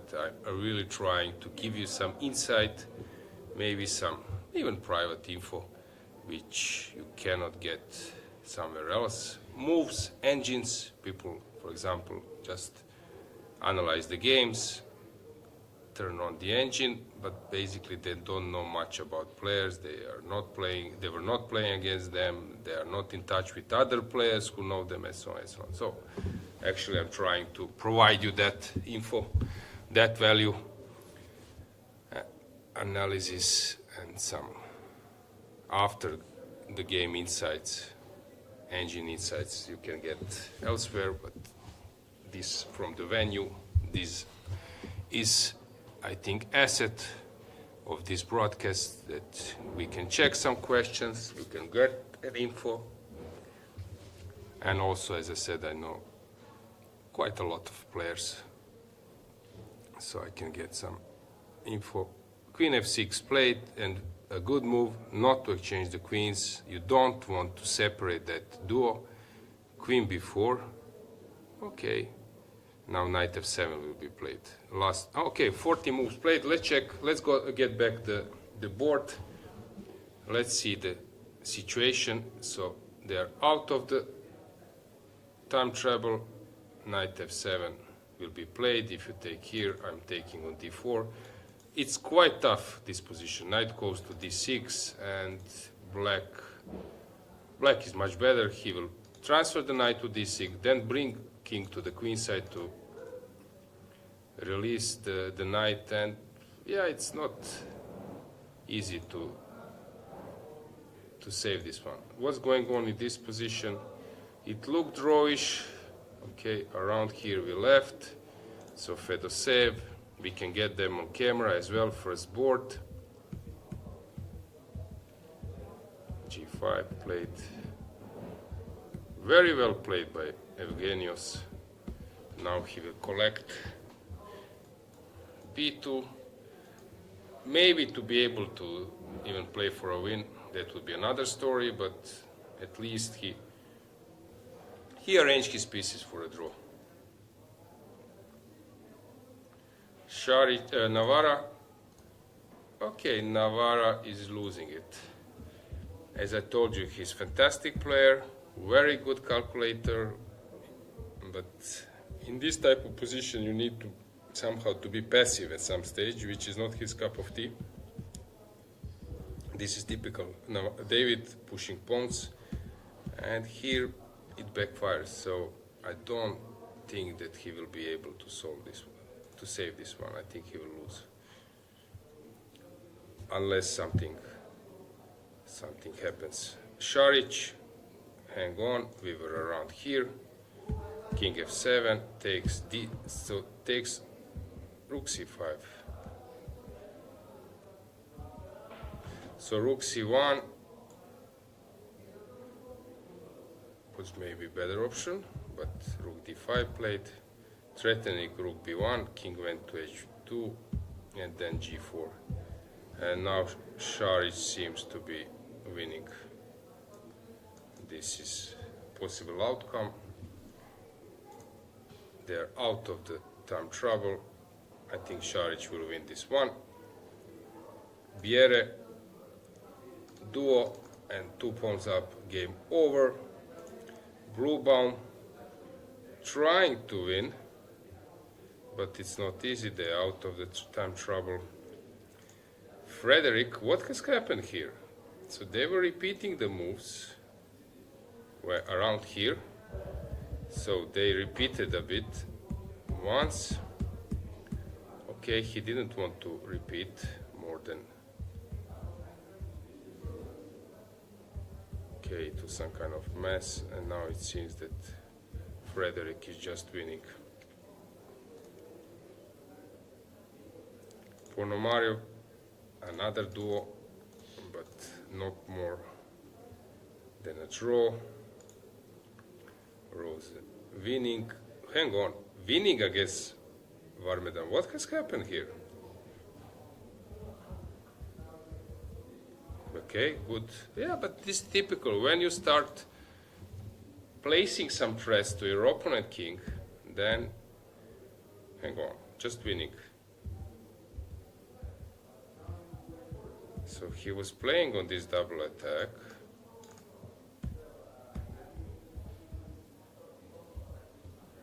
And forgetting that after c2 there is a queen a7 and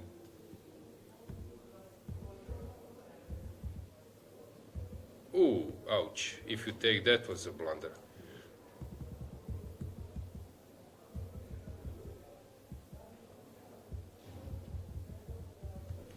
Very painful outcome for Max. Rauf doing his usual business. So he managed to outplay his opponent in Benoni. Fine for white, but suddenly Rauf started to jump with his knights, and this is always tricky. Sacrificing a queen and winning in this position. Very well played. Grandilius won. Sargisyan made a draw. Korobov won. Rothstein pushing a bit. Kurel draw. Cheparinov won. Okay, very good win. Yeah, congratulations for Ivan. It's not easy to win this one. Ivic is pushing. Radovanovic has lost. Interesting. So we left around here. So let me just check. Yeah. White took on d4. He couldn't resist to fight against the bishop. Very interesting win by Demchenko. Chulum is winning against Paulius. I told you guys it's a tricky pairing for Pultinevicius. Darda winning, and Romanov won, Maurizi won. In the end, let's see how this happened. It was sort of Yeah, rook c7 was needed, but it's not an easy move.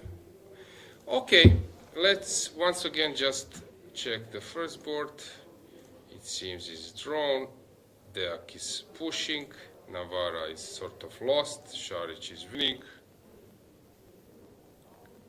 And that's basically it. Okay, I will make a short break and then we will check the final moments of today's round.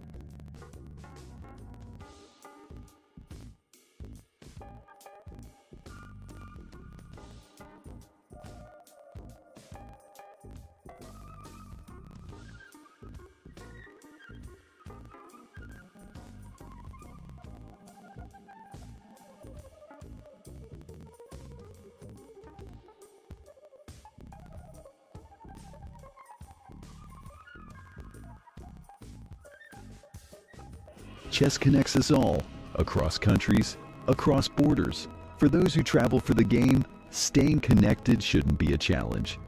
Introducing Global Cell, the official telecom provider of the European Chess Union. Connectivity is just a tap away. Simple, fast, and ready wherever you are, wherever the game takes you. Global Cell's eSIM works seamlessly across Europe and beyond. No SIM swaps, no waiting. Global Cell's eSIM is quick to install and reliable every step of the way. Stay connected with players, friends, and family no matter where you are. Share your checkmates instantly with effortless connectivity. From every tournament to each new city. Stay connected as you move and prepare to win. Join the thousands who enjoy true freedom on the go. Sign up today and make Global Cell your next move.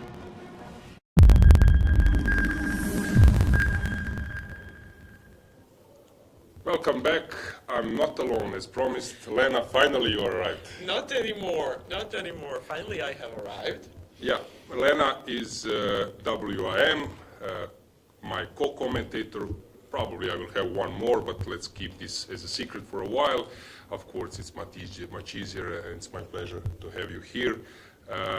Guys, as you know, there were some issues regarding the first day, but from now on, I won't be alone. Lena, are you excited? Very excited. Yeah, you guys who are following European Youth Championship, that was your sort of debut, or in terms of European Chess Union events? A little bit different. Do you prefer more online, or let's say that you're physically present at the venue? Comme ci, comme ça. Probably when I have a lot of work at home, it's better to work online. But now I feel really great here in this hotel. We just saw some view, seaside, so probably here. Yeah, you just arrived from Belgrade. Of course, you still didn't have so much time to catch with all those results and everything. But yeah, it will be a long tournament. Have you played yourself some European individuals? I did, in Serbia actually. It was like 2011 or something like that. It was long ago. So I did play it. I think I had something like 5 points maybe. But still, that was a nice experience. And yes, as you know, I'm not an active player anymore. Yeah, as we all.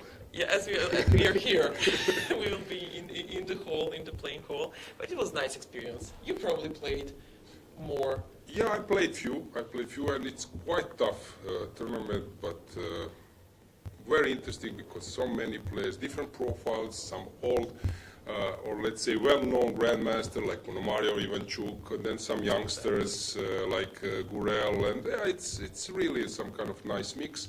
But just to add to our viewers that there is a mistake, I think, next to your name, right? Actually, yes, I cannot recognize myself yet. So I had a wedding a few days ago, and I changed my identity. But here I'm the same person still. Yeah, guys, Elena Miladinovic, congratulations. Congratulations. Thank you so much. Everybody, I'm finally married. So if I got married, everybody will. No worries at all. Okay. Let's maybe check some games. Do you have some favorite player, or you follow Serbian players, I guess? I do. Yeah. I do. As I just arrived, I always love to check my guys. So maybe let's start. Yeah, with but some Redke maybe. Redke, we like can that. check how's he doing. Maybe we can get the board. We have cameras as well. Please don't be hard to myself, and I make some queen's blunders and some other stuff. Thanks. It'll be good if I don't fall asleep here.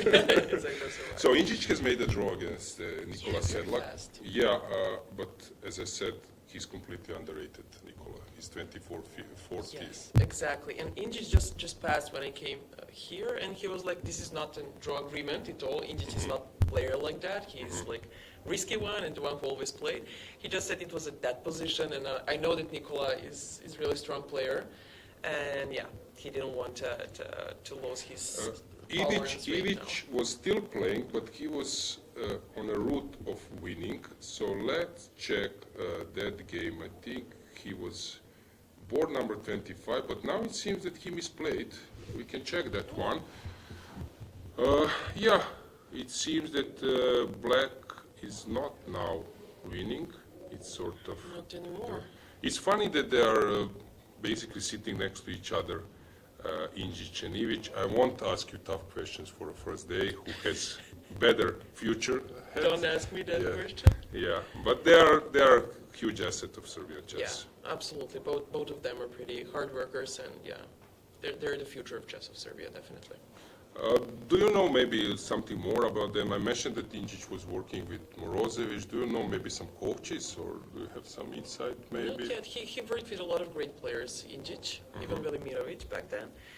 And he's, to be honest, one of my best Serbian players. And I know him for a very long time. And this is an interesting story. And Injic is always saying that I'm the only first person in Serbia who is leading him 1-0. We played when we were 10 at some Serbian camp, and he's talking the story like with open heart, you know, that I beat him. But yeah, he's my favorite player. But don't play again. No, never. Forget about it. But it's fine. Yeah.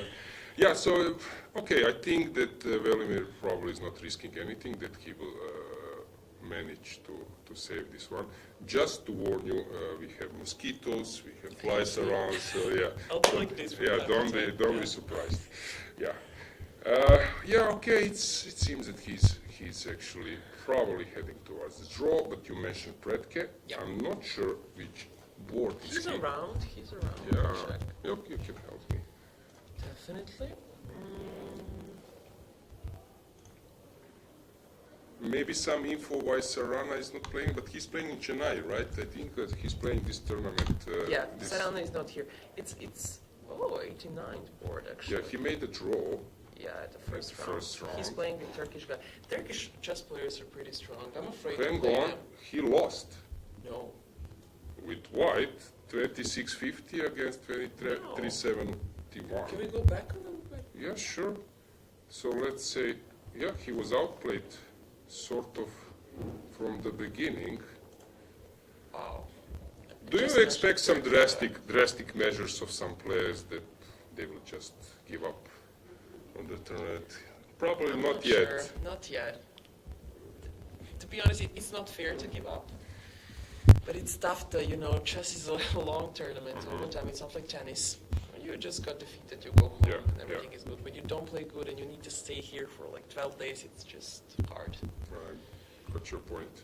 Yeah, so it was sort of normal, and then at some stage, here white is quite confident, center is around. So what has happened? It's funny, for example, just a few weeks ago he was making a draw with black pieces against Arjun, 2800 guy, and suddenly you're losing with white against 20. Chess. But that's chess, right? That's As you chess. mentioned, Lena. Psychologically, situation is always here. Yeah, okay, somehow they were just... It is maneuver with bishop. Yeah, This is familiar? probably he was not sure where to break through, and suddenly he was moving around and sacrificed the exchange. It looks like he risked. Yeah, he went all in, Yeah, and and that didn't pay out. yeah, exactly. Do you have any experience with Turkish chess, maybe? Well, Do you- yes. Yeah, And you I do? don't like to play against Turkish kid especially, because they have like 1600 or 1700, they play like 2100, 2200, and so. So they came to Serbia, they took all the rating from Serbia, and they bring back rating to Turkey. And the same thing happened when we go to Turkey and play. So they're pretty strong. I don't like playing with Turkish players because they're putting a lot of money in chess, which is nice. And their kids are playing amazing. So I think that they have a really, really bright future. Yeah, he got outplayed. I don't know about how old is Attila, because he's FM 2371. So I'm quite curious. Oh, is this possible? 2011. Really? For me, this is 5 years old. But it's not. Actually, it's 15 years old. Not yet, even 50. Okay, Yeah, even depends. not, but yeah, it depends on the month. Hang But on, still. he's the player who made the draw against Van Forest. Exactly. Okay, we will follow. We will follow this guy. Yes, So yes. Attila Kuru, Yeah. future. Okay, come on, that's already a story. Yeah. Jordan is around 2700, and Alexander is quite Oh close. gosh, it's a hard tournament for Bradke already. So this is a Okay, now players. Wunderkid, Now yeah. players, with 1.5 points, are praying not to be paired against him Exactly. next round. Yes, you're playing against completely completely underrated player. Okay, somehow it backfired and he lost. Let's go to the main boards. We can also get a camera from the playing hall. So first board, we have Fedoseev playing against Ioannidis. I was not sure about, I don't know Evgenios so well. Me neither, actually. Yeah, is he studying or not? He was a European champion. I checked this as well, yeah. But he played a really good game, and he's actually, he's making a comfortable draw with black against Vladimir, which is a huge thing. So kudos to him. Yeah. And rating, it's tough because rating says that Vladimir is a huge favorite, more than 200 rating points ahead, and suddenly over the board it's not easy to prove it. Exactly. I can see that he was pretty good as a kid. He won 2 gold medals in 2011 at European Youth Championship, which is amazing. Yeah. You know, when you start your career like that, everybody expects a lot, and then you just keep going like that. Yeah, of course your CV is then, it's very nice, but okay, that would mean that probably he would end up 26 plus, but it's not easy, it's senior competition. When you get older, you stop being a junior, it's not easy to also have similar results. You're swimming in a different pool. Yeah, I agree. Let's check the next board. We have, tricky guy, let's see Darhanadar. yes, how old is Also he? young, But he's a young bit guy. older, no? A bit older, than 4 years older than this. He's almost 18, but still young guy. Grandmaster. Wow. Yeah, Deak is pushing, Deak is black, and he has this knight and a queen, with a knight and a queen, which is a nice duo, but still far away from winning, although this game will last a bit. Yeah, Black is, of until course. 10 at least. Yes, there is an issue, okay, Deak is coughing a bit, and also it started a little bit more often at the Club Cup, so I'm not sure also what to do in this case. Of course, he's not doing this intentionally, but You never know. yeah. No, for sure I know that he's not doing it, but it's some kind of psychological thing, and you might disturb a little bit your opponent. But I'm saying this because of camera. You will see this, and we will also follow for next few days. Deak is one of the best players here for sure. Probably coming here to even become a champion, not just to qualify to the World Cup. But you will see that this happens quite a lot. So hopefully he will solve this, also for himself and for other players. Exactly. Yeah. How about you, when you were playing and you don't feel well and you're coughing, do you feel a little bit, not ashamed, but that you I do feel ashamed a little bit. It's just uncomfortable to shake hands. I don't know, should I do that or not, or should I stay home and give up? And there is no good answer to that. And you're also an arbiter. Maybe some of you guys know that Lena is very known arbiter as well. So how about from that perspective? To maybe first speak a bit, talk, trying to give some advice, not to be drastic. Yeah, that was super hard during the COVID period, which I can see that it's bringing back right now, unfortunately. But it was super uncomfortable for everybody, with the mask and stuff like that. So that was a normal period of time when you can say if you're sick, you can be there or be in room or have mask. But now it's again a bit uncomfortable. But still, you have that permission to say, player, if you're coughing a lot or something like that, please wear a mask or something like that. So it's always just not the appropriate position for any side. Yeah, I agree. Okay, let's check the next board. We have David Navarro, but it looked like he's dead lost. David. But suddenly he's somehow very close to a draw. What has happened here? Okay, his opponent went for it and blundered bishop e6. For sure, Nice. For sure bishop e6 was a blunder. For sure. Yeah, and then he realized that this time, okay, maybe Still- last, Yeah. not 100% sure, but now it won't be easy. Also 10 p.m. game. Yes, exactly. So no dinner. No dinner for us. Okay, let's go full screen. Let's check the camera. So is his opponent confident? I think you will read his body language better than me. What David, do you think? everybody loves David, yeah. He probably greets you as well as me on Serbian or Croatian. Absolutely. He even stands Kako up to si, say yes. that, yeah. He knows a lot. seems.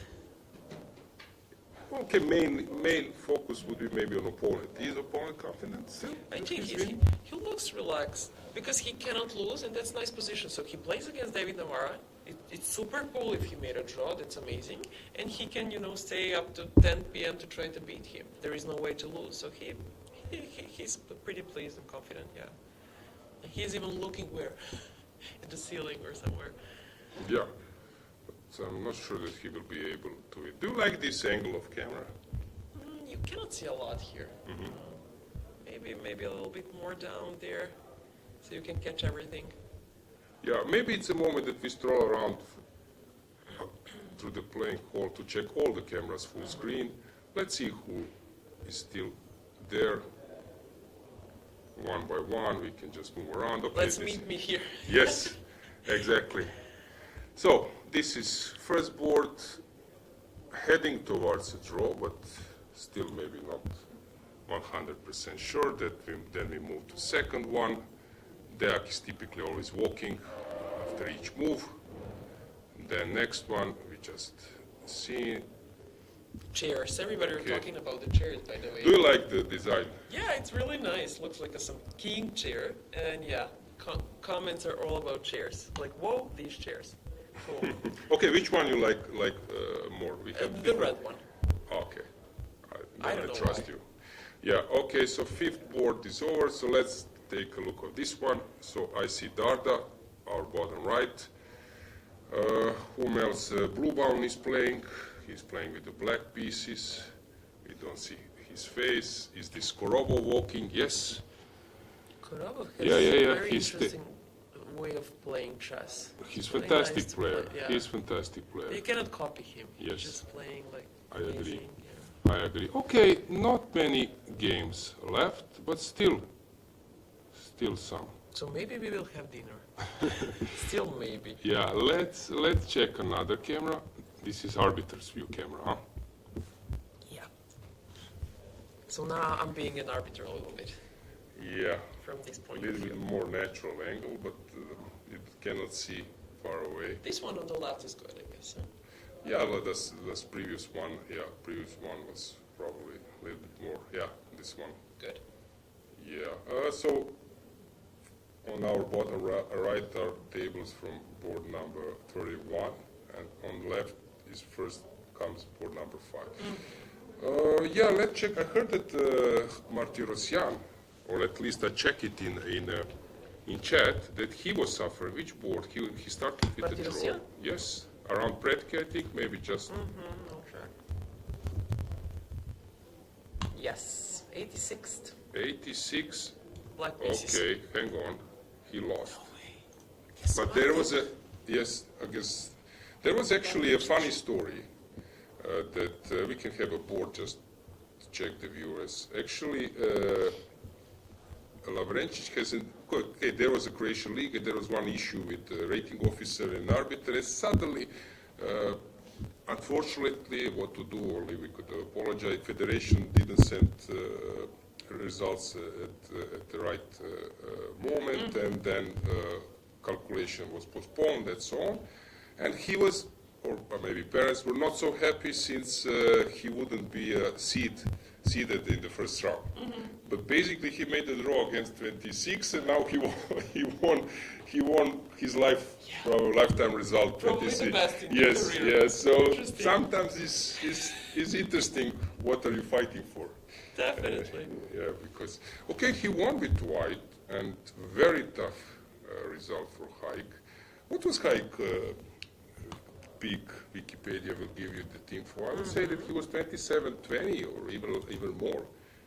Let's see. Yeah. So he's struggling a bit with his shape. If I'm not mistaken, he got married. Maybe I'm wrong. So watch That's out why I stopped playing. to be able to get married. Yeah, absolutely. That's why my grandma told me that you need to stop playing chess in order to get married. I was like, okay, fine, very, very wise. Let's see here the FIDE profile. I saw that there You is a saw big it? rating. Yeah, Where is the 2708. Yeah, you see, big rating. Oh, perfect. 27. 08. Okay, 08. he's close, but After defeating Ante Brkic. Ah, okay, Interesting. Croatian Croatian Grandmaster, player, yeah, my fellow, yeah. Okay, so fantastic win from Matic. Let's check just how this happened. He was white, just briefly. Some normal Sicilian, okay. All good so Yeah, normal for both sides. Some maneuvering, f5 comes to open the doors for this bishop. Yeah, good enough. Good enough for black, so what's going on? G5? Wow, device. Yeah. I remember one press conference when someone said to Aronian, G5 was a great move. And then he said, yes, but unfortunately it doesn't work. It's Great this move, or that. yeah, great move, which didn't doesn't work, work. Yeah. So is this G5 a great move? Wow move. Yeah, which but only problem is, it didn't work. yeah. But it's risky move, definitely. As Pretke did, he risked. Yeah, you have this pressure because it's not some kind of round robin when you know that some draws you will get a chance later. Yeah. Here, you know that you need to score like +4, +5, +6. Exactly. And you have really good opponents across you. So that's the problem. Yeah, actually, he got crashed. After that, it was one-way Was it street. G5 and King? Was Yeah, one-way street. Pity for Hike, he's so nice guy. But what to do? But never helps. I'm also Yeah, nice. yeah, exactly. Ruslan, okay, let's just check briefly results. So what do we have? Ivan Šarić has won the game with Hugo Vieira as well. No, Šarić won the game. Yes, yes, it was not easy. Yeah, it was not easy. But Šarić is, yeah, when he starts winning games in a row, he's very, very tough opponent. Svane has won the game. Ponomare made a draw. Shugiro has won. Verdilius, Kollars already. I was commentating this. Korobov He's is still the best. best Sweden player.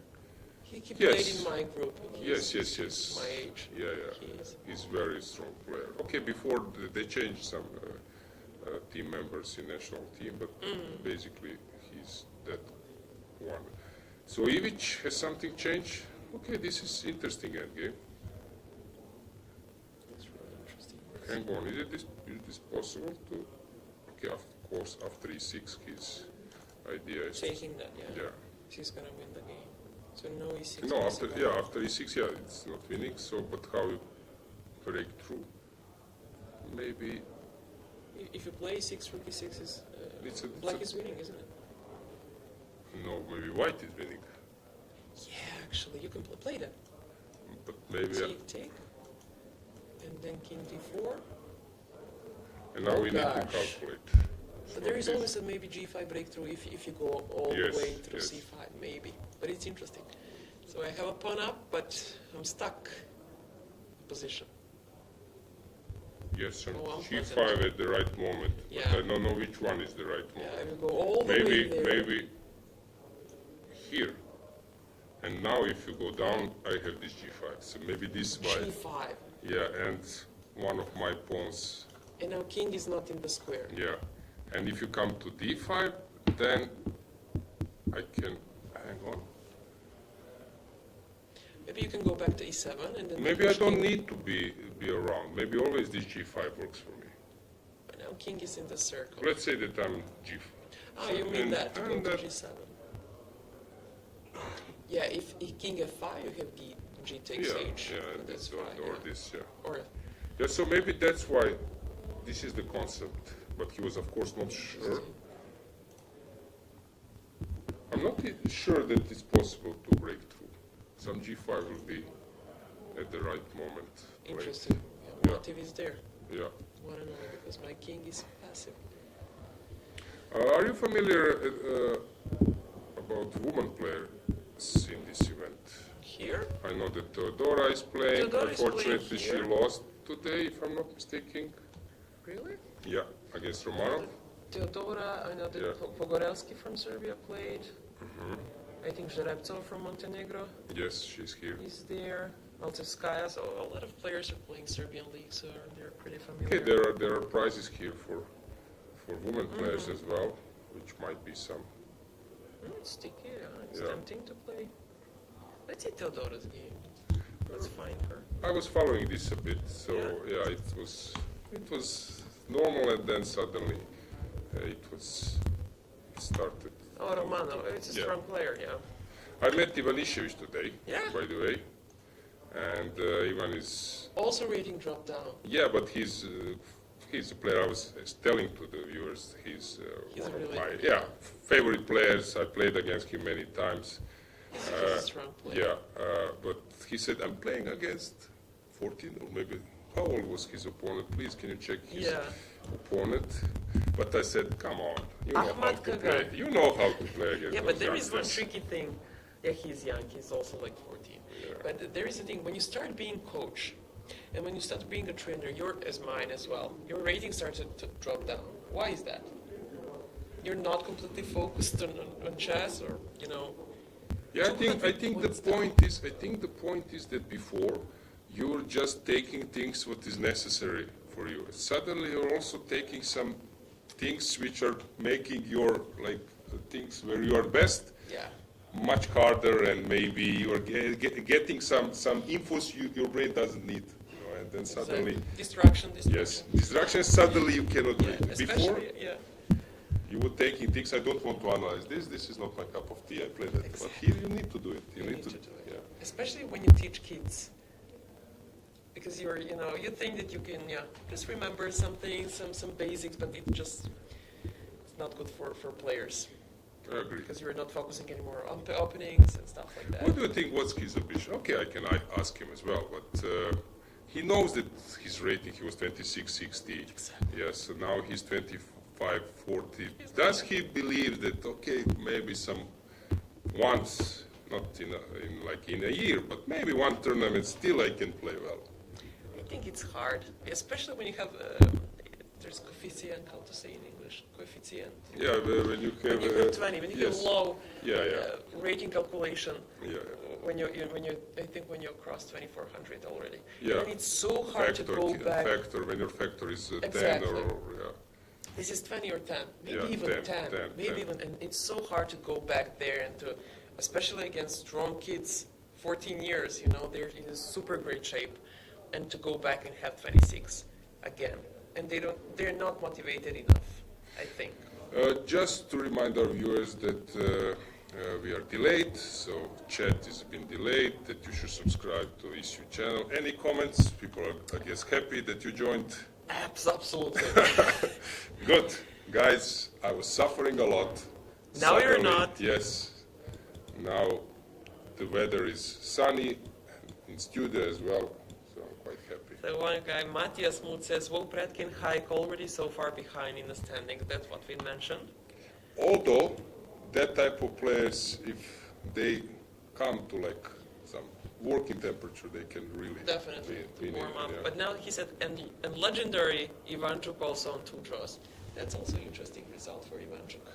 Yeah, he still can play some good games against strong grandmaster, but it's not easy for him now to win and to be fully concentrated all the time. So, and he likes to play. That's the problem. He's not the guy who can say, okay, I will just drop, let's say, number of my games, or tournaments, but he still likes to play. A lot. Yeah, and then that's an issue. But he is a legend, so Yeah. kudos to him as well. Many tournaments, many players here who are, like Ponomarev, for example, fantastic player. Who I are watched not his in- game when I was really young. Yeah, he's, Ivanchuk as well. So for me, they're legends. yeah, and it's nice to see them around, but also it's not great when you see them suffering.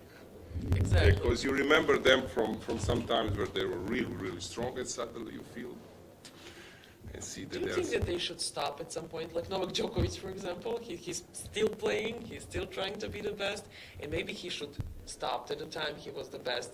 Do you think the same as a chess player? Because it's really, when they're suffering, it's really hard to watch. Okay, regarding Novak, we still don't know how long he can stay on very top, because he's on very top. We are speaking Still. about top 3, top Yeah. 5, whatever. Those guys, like we mentioned, Ivanchuk, Ponomarev, they drop A quite lot. heavily, yeah. From top 10 now, it's less than maybe even top 100. top- That's yeah, yeah. maybe top So regarding Novak, I think there's no point to see him out of top 10. Yeah, but if he can still be in top 10, Then it's all yeah, right to be performance, the Olympiad was really fantastic. So if he still can beat those guys like Alcaraz and Sinner, I would still like Yeah. to see him. But what would you do? As Novak, As Ivanchuk, let's say. no, of course, coaching. He's the guy who can really help some young players and so on. Although chess has changed, let's say that Ivanchuk stops his career, and then we go back 20 years ago, then this knowledge would be even more valuable. But these times are a little bit different, and I don't know about sharing the knowledge. It's not easy to say, yeah. And most of the time, top players are not good trainers. Somehow they don't know to, to give the knowledge as a lower rated players. Yeah, Maybe okay. because they're not into it so much. They love to play so much. They're super focused on the game. I think that top players can still be important, but maybe not as like classical coaches. But Yeah. some mentors, some motivators, because you also, besides learning about some opening, some strategy, you also need to learn about how to be motivated, how to be at very best at some important moments, and so on and so on. Shape. Energy, no nervous breakdown, and other stuff. So I think they can still be valuable, but maybe people expect, or I don't know, some players expect, okay, give me the moves. Yeah. But this, I think, value is also this experience, and to be wise, I think it's also very, very important. It is, I agree. Yeah. Okay. Anyway, Lena, you will follow the chat. So please, Absolutely. please just keep up with that. Doing it. Yeah. So let's check what do we have. Which games are still in progress? Let's go to the. Oh, hang on. What happened? Rook and a bishop. Let's Another 10 p.m. game. no 11, I would say. So what happened? Should be draw there. Okay. Okay, he wanted to go for it. Uh-huh. Well, he knows how to make a draw, so. Yeah, Okay. yeah. Okay. I will once again explain. Guys, I was already showing this, but let me get You you didn't show into this to me. let me get you into the let's say pet position. So for example, I don't know, let's do it this way. I'm gonna lose. Hang on, I will put you the position which people are learning. So this is like a winning position, this fielder position, but okay, hang on. Yeah, so the point is here, for example, let's say this type of position, that this is a defensive resource, first one. Stalemate. Yeah. So first, what you should do here, you conquer the 7th rank, then black needs to move the rook. The toughest one is to the same color, so you place here. Now you just make a move, and then I will just show the main line. So black rooks needs to come either here or to d3 or d1. d1 it's a bit tougher. Now important thing, I mentioned this many times, so there was a Khanty-Massivsk candidates, and Caruana was playing against Fiedler in penultimate round. If he had won that one, he would need a draw against Karyakin with black in the last round, which is quite achievable, but he misplayed it, this Fiedler position, made a draw, and then needed a win in the last round, lost, and then Karyakin was playing a World Championship match against Carlsen. In the case of Caruana, in that case, Caruana would be that one. What he did wrong, he immediately played this move.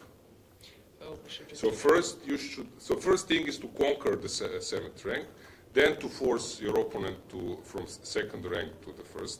Okay. Then next step is that you're working on shorter side. Okay. So Weird.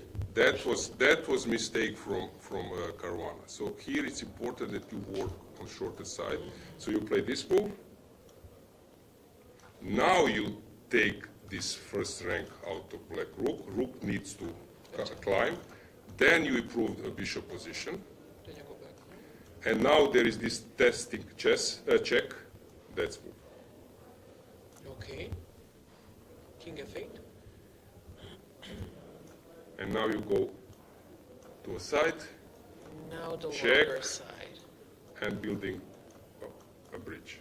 Cool thing. So this is the way how to win. So few steps to conquer the 7th rank, to force opponent's rook to the 1st or 3rd rank, then to work on shorter side, then to climb him a bit, and then this improving a bishop, test check, and a bridge. Then go to the Only forwards, yeah. 6, 7 This is but the hardest way. Yeah, but I think this is the way how you can memorize, because without those tips, everything looks Yeah. the same, and we can maybe put with different type of bishops, maybe it's on the side, and it's not so easy. Karana had it on the side, so kings were here.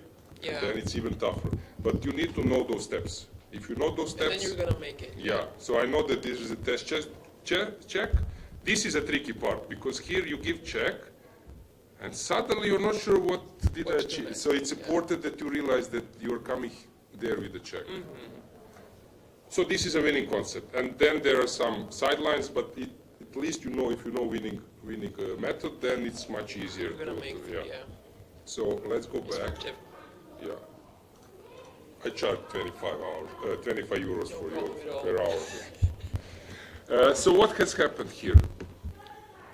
Okay. Let's check their knowledge. Yeah, it's still in a drawing zone. Okay, this game will last. But if it It's the happens, first this one, yes. Philidor position, then we would know. I know that this is the toughest. For example, okay, I will stop. Let's move on. What do we have here? 125 euros. Yes. Stop. Don't want to take all the money. So. At the first Yeah, time. yeah. So what's going on here? Blue pawn is pressing. This will Strong German player. Max. Okay, another tough position. Let's find what we are. Oh, this looks very tough for white, but maybe still possible. Bishop pair and a rook. So let's do this way, Elena. Let's check how many games we have in progress in top 30 boards. We will follow only those ones. Agreed. So we have Hanishian, opposite colored bishops, pawn up, target. Okay, 10 p.m. not so, but maybe. Here, you have something at 10 p.m. because you mentioned only the Hello. fifth time you mentioned it. So someone is waiting Only for you. Yeah. Sleeping time. No, celebration. Celebration. So white is pushing here, I guess, or I'm not sure, but with some time trouble. Ivic, we left around here and not much has happened. Much really. Okay, it happened. Whoa. Very interesting endgame. Yeah, so let's just count. Calculate. So we have, okay, 1 first table. Okay, I forgot about Deak. Okay, Deak is outplayed. Navarra, He's still here. fantastic way Yeah, of he's gonna make a draw. fantastic way of making a draw. Locking the Look at king. his position, This is brilliant. I love it. How to lock the king only Yeah. by taking knight and then he draw. I love it. David. I love it. Come on, you should be neutral. So, Oops. so first 3 boards, 4, 5, 6, 7, Not actually. 8, 9. Okay. So let's stick to maybe the most complicated one. Let's go here. I don't believe that we have them on the camera, but we can see. Time travel is here. This is really interesting. Mateusz is tough opponent. I lost against him once with with black, and once I made a draw with white, but very tough opponent. So you're losing. Yes, well, I was winning, I think, in one game, but very tough opponent to play against. Interesting position. Mateusz. So pawn up, okay. But still king is pretty bad.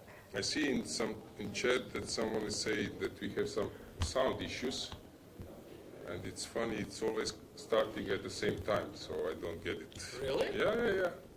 So I Our love the technicians, sound. yeah, It's our like I'm right technicians there in will the- probably check it. Maybe neighbor is starting to cook at some stage. I would ask, is it some kind of song? Or No, no, Mike is, maybe it's a fly or mosquito. yes. Well, as I said, neighbor starts to He cook. said sound was terrible. Yeah, I don't know. But actually, we were not changing anything. Microphone issues, yeah.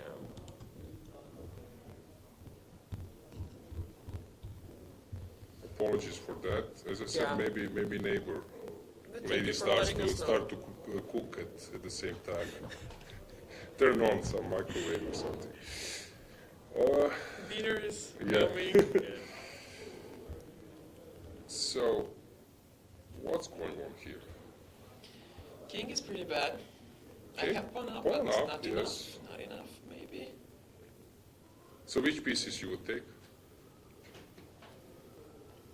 Maybe white. And maybe black. Yeah, let's play. Because I hate when king is bad, yeah. And that's really... I'm Aha, going to- okay, depends. Yeah, so king safety is your main Yeah, it's my main main issue. thing. Okay. I'm not risky player anymore. So you would rather be pawn down, save king, and then to move around. Yeah, because Move around. whatever you have to maneuver and to maneuver your pieces to the queen side somehow, and then the king will be naked there and pretty bad. If you want to push pawn, it's not easy to push him without support. And the knight is pretty good. Yeah, I agree. But in hands of strong player, also this bishop looks scary if somehow it ends up on some diagonal. Also king on edge one at the moment is correct. safe, but okay, I agree. It's unbalanced. It's tough to It's tough. Bishop evaluate. would be the best at b7, but white is really smart. Yes. He's So holding the rook. yeah, it's pinned, but some long-term idea might be somehow to. If you go there, then the c Yeah. pawn is weak. So maybe draw. Okay, f3 might be a point at some stage as well, trying somehow to create. That's why knight needs to be around. Yeah, I agree. But it's interesting because it's time trouble, so they need to play fast and it's risky position. It's not easy. It's not just. I was saying to viewers yesterday, so I'm really not playing anymore. Basically, I just play Norwegian league and then Hungarian Same league. thing. Hungarian league, like for 6 months, nothing. And suddenly, at some stage, I'm playing like last game I played for like 120 moves, 6 hours. Whoa. I'm really tired. The day before was evening game, then morning game. I was preparing and blah blah. And suddenly I'm making a move. I'm winning, but okay, long end game ahead of me. And I notice that clock says 32, 31, and I press it and kick it. Whoa. And I was like shocked. What am I doing? Yeah. But I forgot that I already added this 30 seconds. So I was thinking that I'm making moves on last second. Yes, Yeah. if there is no 30 second That already. happens. Yeah, so, You and play then I it started to, and I saw Kožul, my colleague Grandmaster, who was He was looking at watching. me how I pressed the clock. Yeah, and yes, and then I was thinking I really look ridiculous. You see, sometimes like basic things. I don't know, somehow I panic because this, we get this experience of 1 second and 31, and then sometimes you see, the guy is on 31, he made a move on the Yeah. last second. Somehow I got Exactly. confused with that I really look like And for me, it makes sense. We Yeah. don't play a lot. You just Suddenly I saw what I was doing, so I already added 30 seconds and boom. Yeah. hang on, this bishop C pawn. It's went down to the here. diagonal, as you mentioned. Basically, we predicted everything Something what like happened. this, Yeah, yeah. that queen will protect the rook and that the bishop will be there. Exactly. Minute and a half. Yeah, time scramble. Now you would be white, I guess. But still, it No, definitely come is- on, I respect these bishops. Yeah, Yeah. bishop is really strong. And the queen h3 would be interesting if Yeah, see That now. would happen. So, audio is broken. What has happened? Audi is broken, guys. Yes. So hopefully our technicians will check it. Why? Yeah, we can have a short break to check. If they don't can hear us, yeah. We can. supposed to check. Yeah.